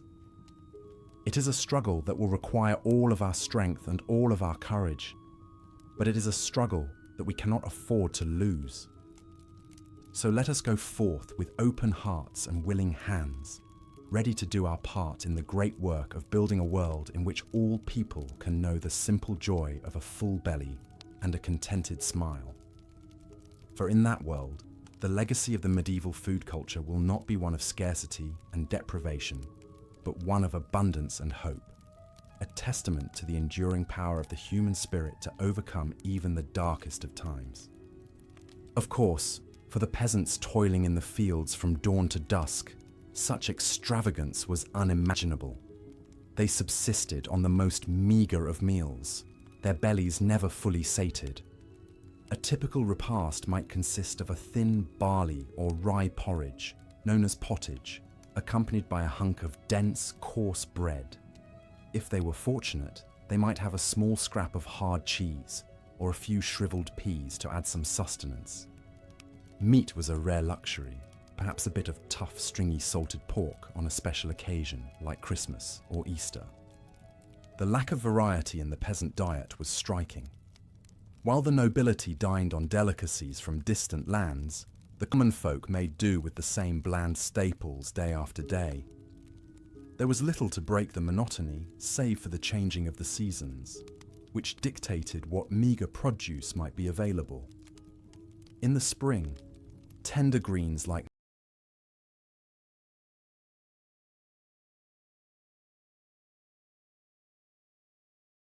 nettles or dandelions might provide a welcome respite from the usual fare. Come summer, a few precious fruits, small, hard apples or bitter crab apples, could be gathered from the woods. Autumn brought the harvest season, a time of back-breaking labor, but also a brief abundance of fresh grains, and perhaps a slaughtered hog or two to put up salt meat for the long winter ahead. Ah, winter! The leanest and most dreaded of seasons for the medieval peasant.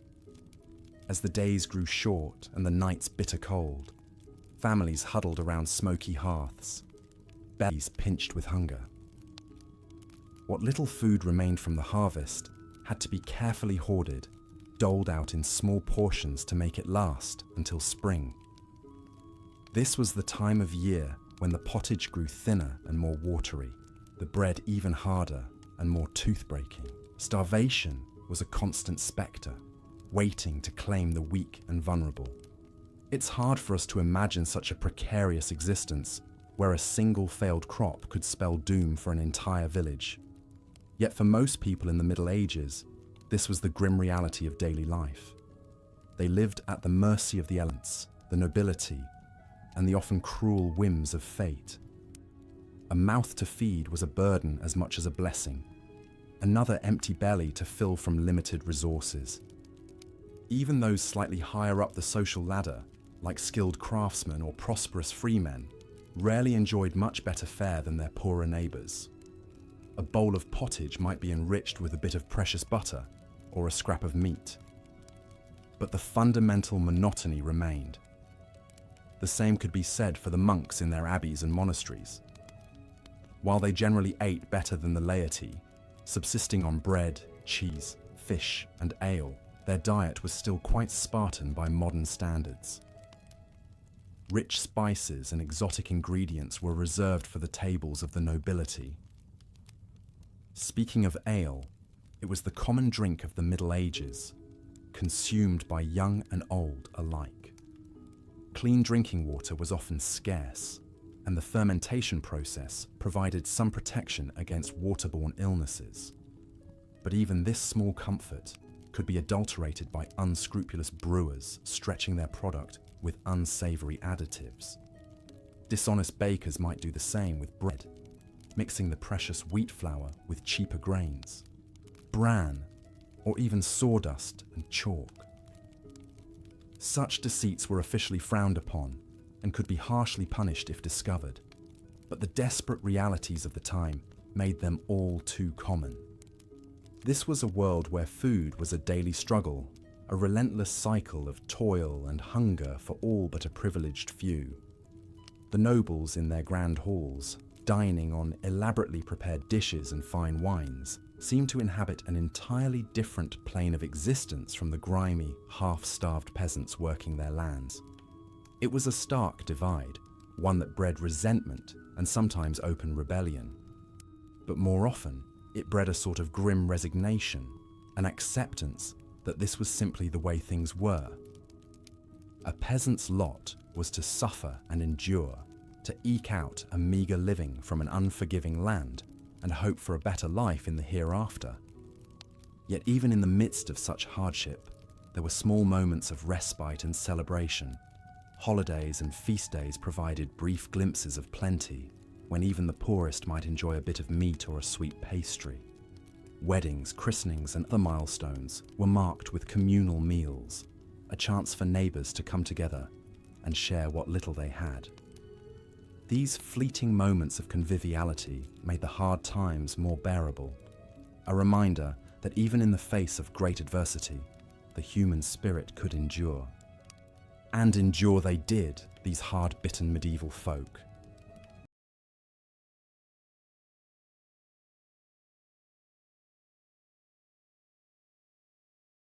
They bore their burdens with a stoicism and tenacity that's hard to fathom from our modern vantage point. They faced each day with grim determination, knowing that survival depended on their own hard work and cunning. In a world where starvation was always lurking just around the corner, there was no room for idleness or self-pity. Perhaps that's why tales of great feasts and fantastical foods held such appeal in medieval popular culture.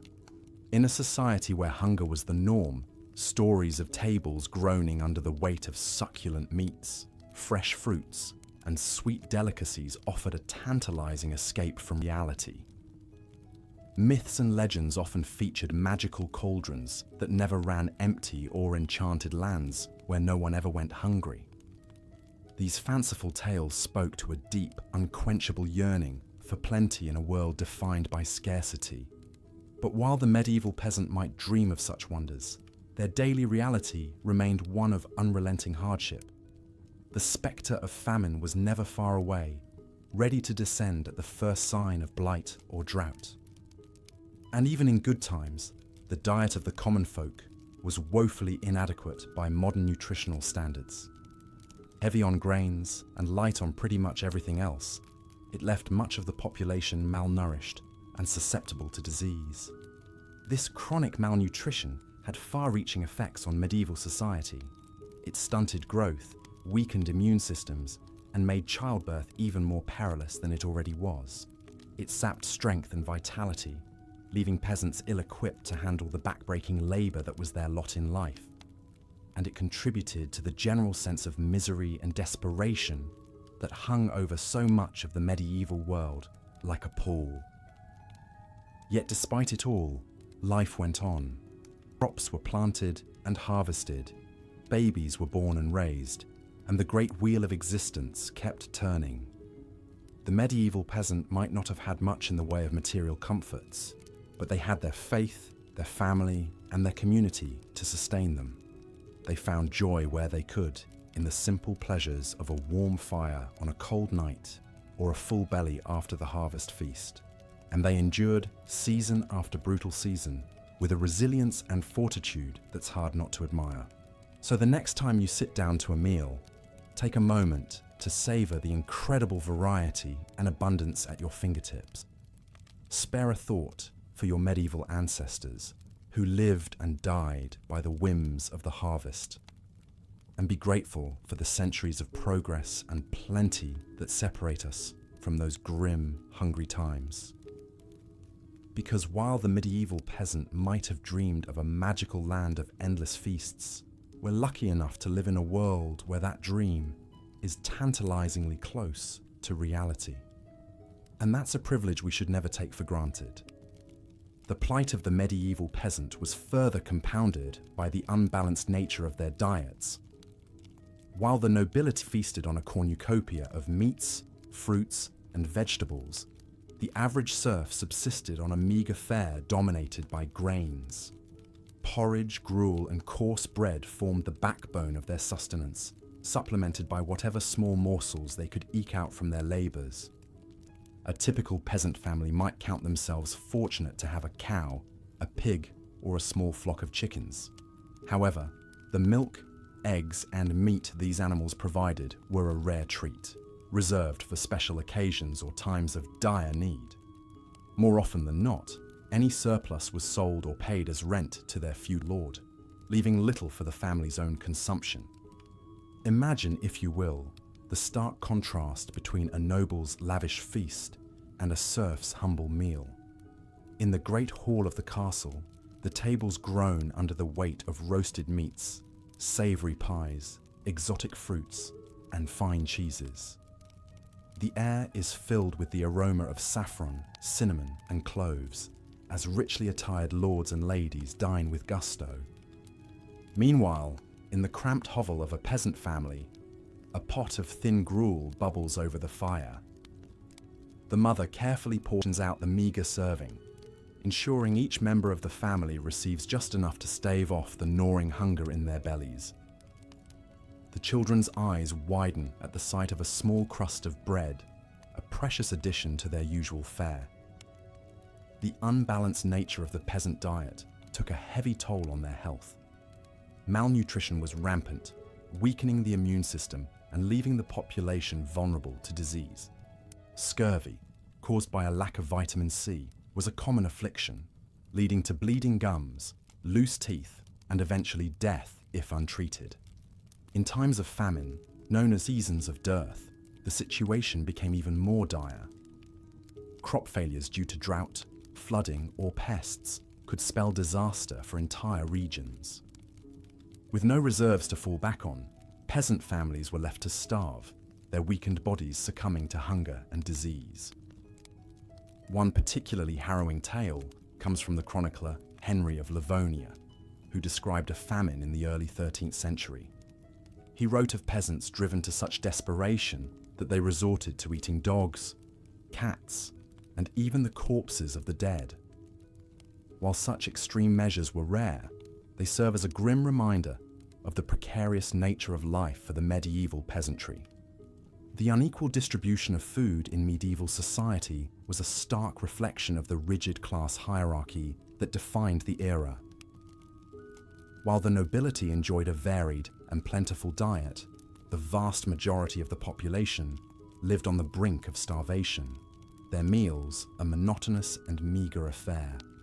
This disparity would persist for centuries, with only gradual improvements in agricultural techniques and social reforms slowly narrowing the gap. As we continue our journey through the culinary landscape of the Middle Ages, we turn our attention to another scourge that plagued the populace: adulterated food and drink. In a time before strict regulations and quality control, unscrupulous merchants and producers often resorted to cutting corners and deceiving their customers in the name of profit. One common target for adulteration was bread, a staple of the medieval diet. Bakers, seeking to stretch their meager supplies of flour, would mix in a variety of unsavory additives. Ground acorns, chalk, sawdust, and even ground bones were among the fillers used to bulk up the loaves. The resulting bread was often dense, gritty, and lacking in both flavor and nutrition. Ale and wine, the favored drinks of the era, were also subject to tampering. In a time when clean drinking water was often scarce, these fermented beverages were seen as a safer alternative. However, unscrupulous brewers and vintners would often water down their products to increase their profits, resulting in weak, insipid drinks that did little to quench the thirst or lift the spirits.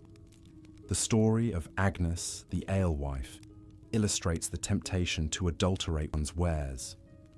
Agnes, a widow struggling to make ends meet, relied on the meager profits from her small brewing operation to support herself and her children. One particularly lean year, with the price of grains soaring and her customers dwindling, Agnes made the fateful decision to water down her ale, stretching her limited supply to sell more volume. At first, her deception went unnoticed, and Agnes breathed a sigh of relief as the coins clinked into her purse. However, word soon spread of the weak, tasteless brew, and her once loyal customers began to seek out other alehouses. Agnes's reputation was ruined, and she was forced to close her doors, leaving her family to face an uncertain future. While medieval authorities did attempt to regulate the quality of food and drink, enforcement was often lax and inconsistent. The Assize of Bread and Ale, a 13th century English law, set strict standards for the weight and price of these staples, but bakers and brewers found creative ways to skirt the rules.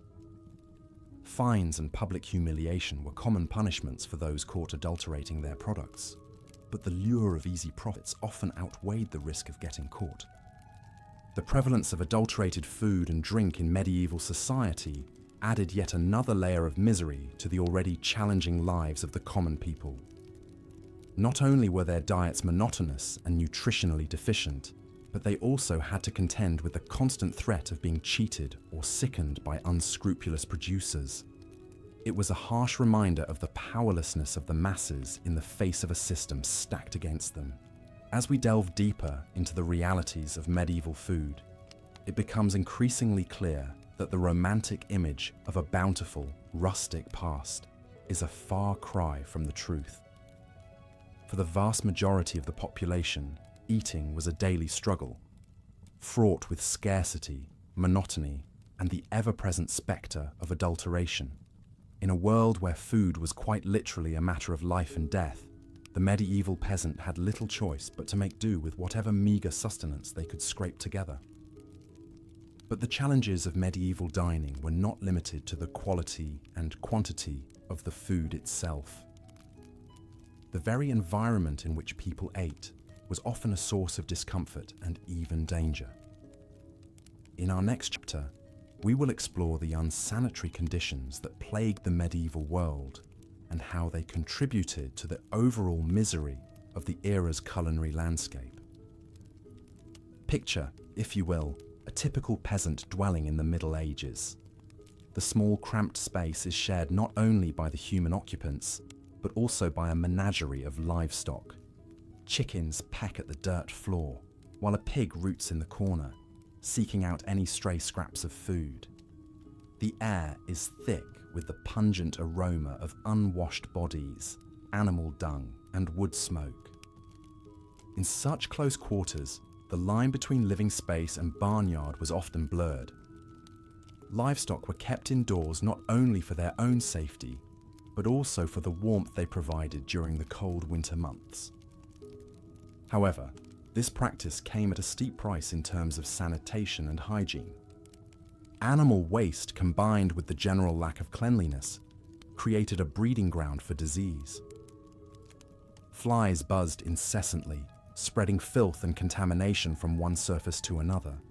The very food that the peasants relied on for survival was often tainted by the unsanitary conditions in which it was prepared and consumed. The consequences of this lack of hygiene were dire. Digestive ailments, parasitic infections, and food poisoning were common occurrences, sapping the strength and vitality of the population. Even the highest echelons of society were not immune to the dangers of contaminated food, as the story of King John of England illustrates. In the year 1216, King John was on the move, campaigning against rebel barons who sought to limit his power. During a stay at the town of Lynn, he indulged in a feast of peaches, a rare treat for the time. However, unbeknownst to the king, the peaches had been improperly stored and had begun to rot. Consumed by hunger and a love of exotic fruits, John ate his fill, only to fall violently ill shortly thereafter. Racked by dysentery and fever, the king's health rapidly deteriorated. He pressed on with his campaign, but his weakened state left him vulnerable to the elements. Crossing the treacherous tidal flats of the Wash, John's baggage train was lost to the rising waters, taking with it his crown jewels and other treasures. The king himself narrowly escaped with his life, but his days were numbered. Less than 2 weeks later, he succumbed to his illness, his reign cut short by a simple meal of tainted fruit. King John's fate, while perhaps more dramatic than most, was not uncommon in a world where food safety was a rare luxury. The medieval landscape was a veritable minefield of potential hazards, from spoiled meat to contaminated water sources. Even the air itself could be a source of danger, as the miasma theory of disease held sway. According to this belief, foul odors and bad air were the primary culprits behind the spread of illness. Medieval cities, with their narrow, winding streets and piles of festering garbage, were seen as particularly noxious environments. The stench of human waste, rotting food, and industrial pollution mingled together in a miasmatic brew that was believed to be the source of all manner of ailments. In reality, of course, it was the unsanitary conditions themselves that allowed disease to thrive. The Black Death, which wiped out an estimated 1/3 of Europe's population in the 14th century, was spread not by bad air, but by fleas infected with the bacterium Yersinia pestis. The crowded, filthy conditions of medieval cities provided an ideal environment for the disease to take hold and spread like wildfire. The impact of unsanitary conditions on medieval food culture cannot be overstated. It was not merely a matter of unpleasant odors and occasional bouts of illness, but a pervasive and deadly threat that loomed over every meal. The simple act of eating, which we today take for granted as a pleasurable and nourishing experience, was fraught with danger and uncertainty for the average medieval peasant. In a world where even the most basic standards of hygiene were often lacking, food became not just a source of sustenance, but also a potential vector for disease and suffering. This, combined with the scarcity and monotony of the peasant diet, created a culinary landscape that was as bleak as it was unappetizing. As we continue our exploration of why food in medieval times sucked, it is important to remember that the challenges we have discussed so far, the lack of variety, the difficulty of preservation, the unbalanced diets, and the unsanitary conditions, were not the only factors at play. In our next chapter, we will turn our attention to the role of the church in shaping the culinary habits of the time, and how religious doctrine often compounded the already considerable hardships faced by the average medieval diner. But first, let us take a moment to reflect on the incredible resilience and adaptability of our ancestors. In the face of unimaginable adversity, they found ways to survive and even thrive, leaving behind a legacy that continues to shape our world to this day. As we tuck into our own meals, let us spare a thought for the medieval peasant, whose daily struggle for sustenance was a testament to the indomitable human spirit. For the medieval peasant, the hardships of daily life were compounded by the strict religious doctrines of the Catholic Church. In a society where the Church held immense power and influence, its teachings and edicts permeated every aspect of life, including the most basic of human needs: food. Central to the Church's dietary restrictions were the concepts of fasting and abstinence. On designated days throughout the year, particularly during the season of Lent, the faithful were required to abstain from consuming meat and to limit their overall food intake. For the already undernourished peasantry, these restrictions could be particularly burdensome. Imagine, if you will, the plight of a poor peasant family during the 40 days of Lent. Already subsisting on a meagre diet of gruel and bread, they were now expected to forego even the occasional scrap of salted pork or dried fish that provided a modicum of flavour and sustenance to their meals. The growling of empty stomachs became a constant companion as they struggled to maintain their piety in the face of gnawing hunger. The story of John and Matilda, a fictional but all too typical peasant couple, illustrates the hardships faced by many during this time. With a small plot of land and a few scrawny chickens, they barely managed to feed themselves and their 3 children during the best of times. When Lent arrived, they dutifully put away their meagre stores of preserved meat and resigned themselves to a diet of thin gruel and boiled turnips. As the days wore on, their energy flagged and their tempers frayed. The children, too young to understand the reasons behind their deprivation, cried incessantly from hunger. John, a devout man, struggled to maintain his faith in the face of such hardship, while Matilda secretly dreamed of the savoury stew she would make when Lent was finally over. The couple's plight was not unique. Across the land, peasant families faced similar struggles, their already meagre diets further restricted by the dictates of the Church. Some, driven by desperation, resorted to poaching in the royal forests, risking severe punishment if caught. Others simply went without, their bodies weakening and their spirits breaking under the weight of their devotion. While the intentions behind the Church's dietary restrictions were ostensibly noble, to encourage spiritual reflection and penance, their impact on the peasantry was often dire. In a society already plagued by scarcity and inequality, the added burden of religious fasting could be the difference between life and death. Yet even in the midst of such hardship, there were glimmers of hope and compassion. Monasteries and abbeys, with their vast land holdings and well-stocked larders, often served as a source of food aid for the poor. Monks and nuns, bound by their vows of charity and hospitality, would distribute bread and ale to the hungry, providing a brief respite from the gnawing pain of an empty belly. One such story tells of a kind-hearted abbess named Hildegard, who, upon seeing the gaunt faces of the peasants who came to her abbey seeking alms, ordered her kitchens to prepare a hearty pottage of vegetables and barley to be distributed to all who asked. The grateful recipients, their spirits lifted by this unexpected act of kindness, returned to their homes with renewed strength and a glimmer of hope in their hearts. Such acts of compassion, however, were all too rare in a world where the divide between rich and poor was vast and unyielding.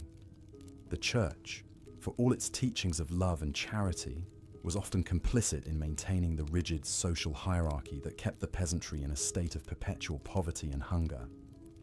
As we reflect on the role of religion in shaping the culinary landscape of medieval Europe, it is important to recognize the complex interplay of faith, power, and social inequality that defined the era.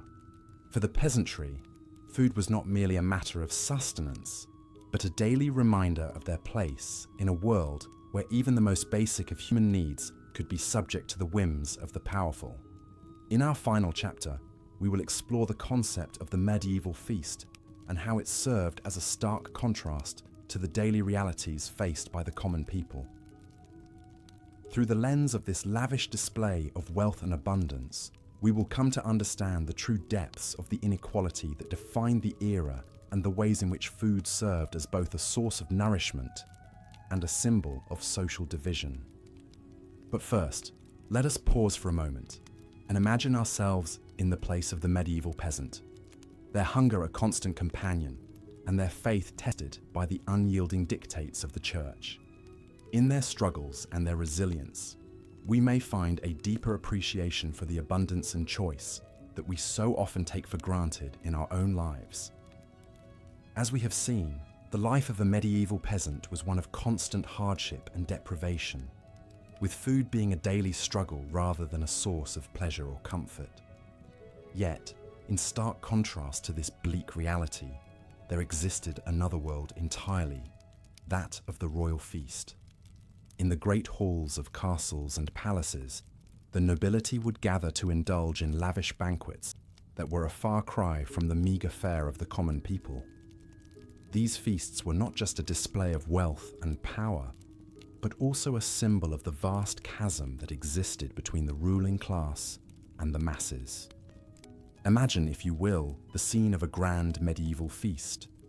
The great hall is lit by the flickering light of countless candles, their warm glow illuminating the rich tapestries and gleaming silver that adorn the walls. The tables are laden with a vast array of dishes, each more sumptuous than the last. At the center of the table sits a magnificent roasted boar, its crisp, golden skin glistening with fat. Surrounding it are platters of roasted fowl, their succulent flesh stuffed with exotic spices and herbs. There are pies filled with tender game, their flaky crusts hiding a treasure trove of savory delights. And everywhere, there are fruits and vegetables of every hue, their vibrant colors a testament to the bounty of the land. Presiding over this opulent display is the royal cook, a master of his craft who has spent days preparing for this grand occasion. He has scoured the countryside for the finest ingredients, sourcing the freshest meats and...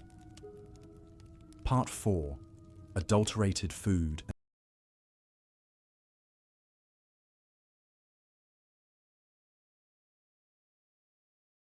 and drink.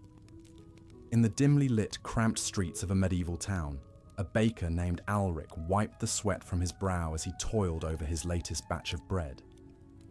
The harvest had been meager this year, and grain prices were soaring. To make ends meet, Alric had resorted to secretly stretching his dough with fillers like ground acorns, sawdust, and even chalk. It was a common practice among unscrupulous bakers looking to maximize their profits, even if it meant compromising the quality and safety of their bread. As Alric worked, his mind wandered to the alewife down the street, who was known for watering down her brew to make it last longer. In a world where clean drinking water was often scarce, ale and wine were the beverages of choice for most people. However, this also meant that the quality of these drinks was often questionable at best. In larger cities, the authorities did attempt to regulate the food and drink trade to some extent. Ale tasters were employed to ensure that brews met a certain standard, and bakers found to be adulterating their bread could face fines or even public humiliation. In London, for example, dishonest bakers might be dragged through the streets on a hurdle with their substandard loaves hung around their necks. However, these regulations were often poorly enforced, and the punishments were not always a sufficient deterrent. Many bakers and brewers simply saw the fines as a cost of doing business and continued to cut corners wherever they could. For the average person, this meant that the food and drink they consumed were often of dubious quality. Bread that was supposed to nourish them might instead be filled with inedible or even harmful substances. Ale that was meant to quench their thirst might be so watered down that it provided little refreshment. It was just another hardship in a life already filled with challenges and uncertainties. As Ulrich pulled his latest batch of bread from the oven, he couldn't help but feel a twinge of guilt. He knew that his customers trusted him to provide them with honest, wholesome food. But in a world where survival often meant cutting corners and bending the rules, he felt he had little choice. He could only hope that his small deceptions went unnoticed and that his bread would provide some small comfort to those who ate it, even if it wasn't quite what it seemed. Part 5. Unsanitary Conditions. In the year 1216, King John of England sat down to a lavish meal after a long day of hunting. As was customary, he was presented with a variety of dishes, including fruit, meat, and sweetmeats. However, unbeknownst to the king, the peaches he consumed that day were spoiled, likely due to improper storage and handling. Shortly after the meal, John fell violently ill with dysentery, a disease that would ultimately claim his life. While the exact cause of King John's death has been debated by historians, his story illustrates a stark reality of medieval life.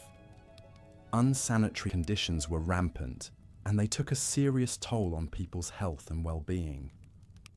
In many medieval households, livestock were often kept inside the home for warmth and safety. While this arrangement provided some comfort and security, it also meant that homes were constantly contaminated with animal waste and vermin. Fleas, lice, and rats were common companions, spreading disease and making life miserable for the home's human occupants. The situation was even worse in medieval cities, where garbage and human waste were often simply dumped into the streets or nearby rivers. With no understanding of germ theory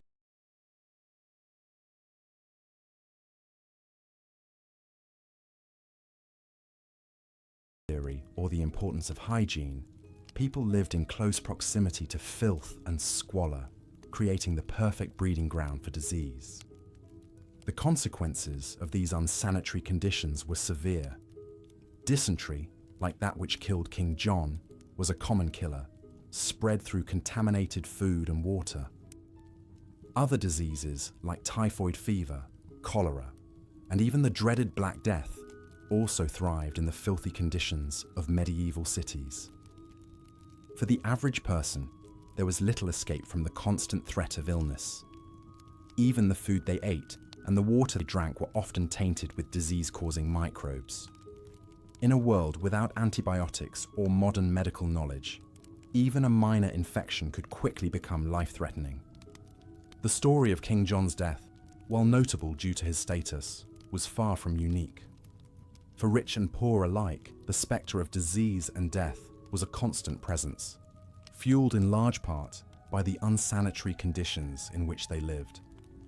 It was a grim reality of medieval life, and one that would persist for centuries until the advent of modern sanitation and hygiene practices. As the sun set over the medieval city, the stench of waste and decay hung heavy in the air. In the distance, the bells of the church tolled, a somber reminder of the many lives claimed by the filth and squalor of the streets. For the people of the city, it was just another day in a world where cleanliness was a luxury and disease was a constant companion. Part 6. The influence of the church. In a small cottage on the outskirts of a medieval village, a peasant family gathered around their meager evening meal. The fare was simple, a thin pottage made from vegetables and a scrap of salted pork, accompanied by a hard crust of bread. It was Lent, and the family was doing their best to honor the church's mandate to fast and abstain from meat during this holy season. For the peasants, the Lenten fast was a particularly difficult challenge. Their diets were already severely limited by their poverty and the scarcity of food. Giving up what little meat they had access to meant subsisting on an even more meager and monotonous diet than usual. The church's influence on medieval cuisine was significant and far-reaching. In addition to the Lenten fast, the church also mandated meatless days throughout the year, typically Wednesdays, Fridays, and Saturdays.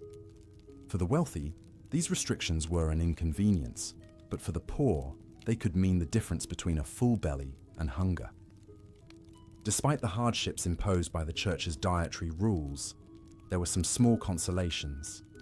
Monasteries and abbeys often provided food aid to the hungry as a form of charity. Monks and nuns would distribute bread, ale, and sometimes even meat to the poor, particularly on holy days and festivals. However, this charity was not always enough to alleviate the suffering of the peasantry. In times of extreme scarcity, some peasants resorted to poaching game from the royal forests, risking severe punishments if caught. The church, in collaboration with the secular authorities, strictly enforced these hunting bans, viewing poaching as a sin against God and a crime against the king. As the peasant family finished their meager Lenten meal, they bowed their heads in prayer, thanking God for what little they had. They knew that the fast would not last forever, and that Easter would bring a brief respite from the monotony and scarcity of their diet.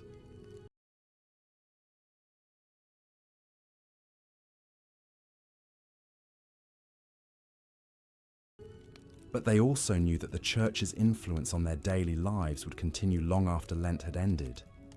The cycle of fasting and feasting, of scarcity and abundance, was woven into the very fabric of medieval life, shaping not only what people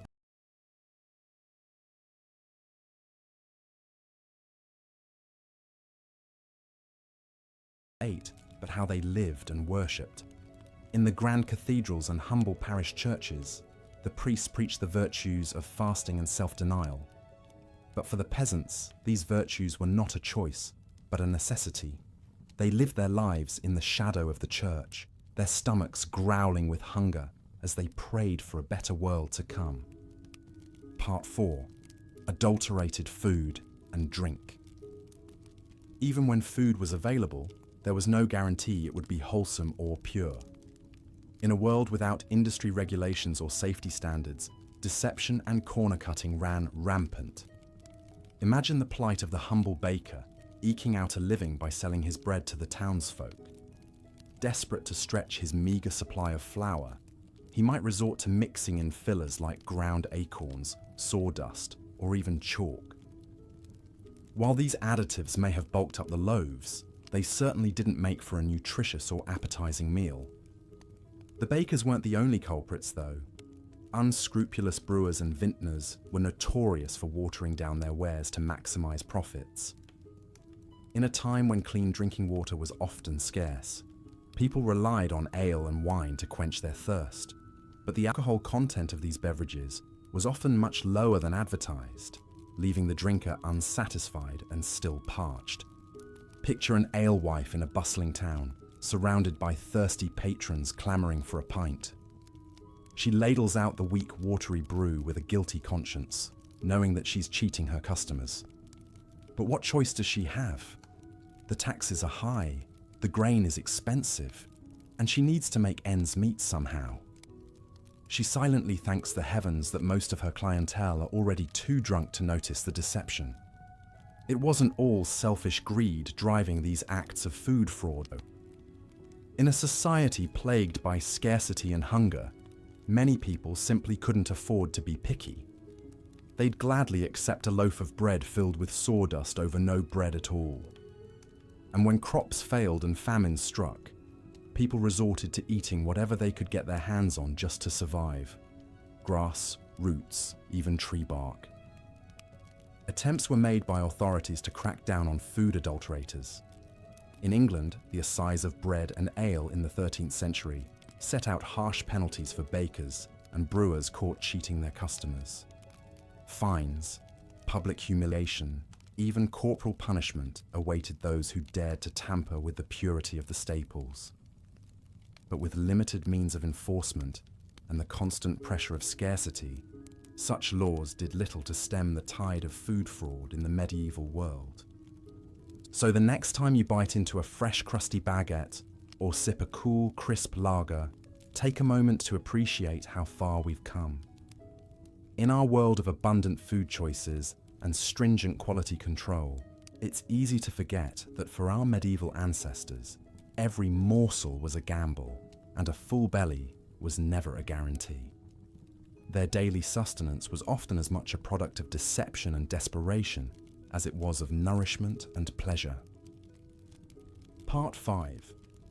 Unsanitary conditions. Beyond the challenges of scarcity, spoilage, and adulteration, the people of the Middle Ages also had to contend with the ever-present spectre of disease. In a world without germ theory or modern sanitation, food and water were often tainted with dangerous pathogens, turning every meal into a potential game of Russian roulette. The very living conditions of medieval people conspired against any notions of food safety. Many peasants shared their humble cottages with their livestock, with animals like cattle and chickens living under the same roof as the family. While this arrangement provided some warmth and security for the beasts, it also meant that animal waste and insects were a constant presence in the home, contaminating food, water, and surfaces. Cities were even worse, with narrow, filthy streets and crowded tenements creating the perfect breeding grounds for disease. Garbage, human waste, and animal carcasses piled up in the gutters, tainting the air and seeping into the water supply. The stench alone would have been overwhelming, but the real danger lurked in the millions of microbes swarming on every surface. It's no wonder that medieval people had such short lifespans, with disease cutting down young and old alike. Even the nobility weren't immune, despite their superior living conditions. The tragic story of King John of England serves as a cautionary tale.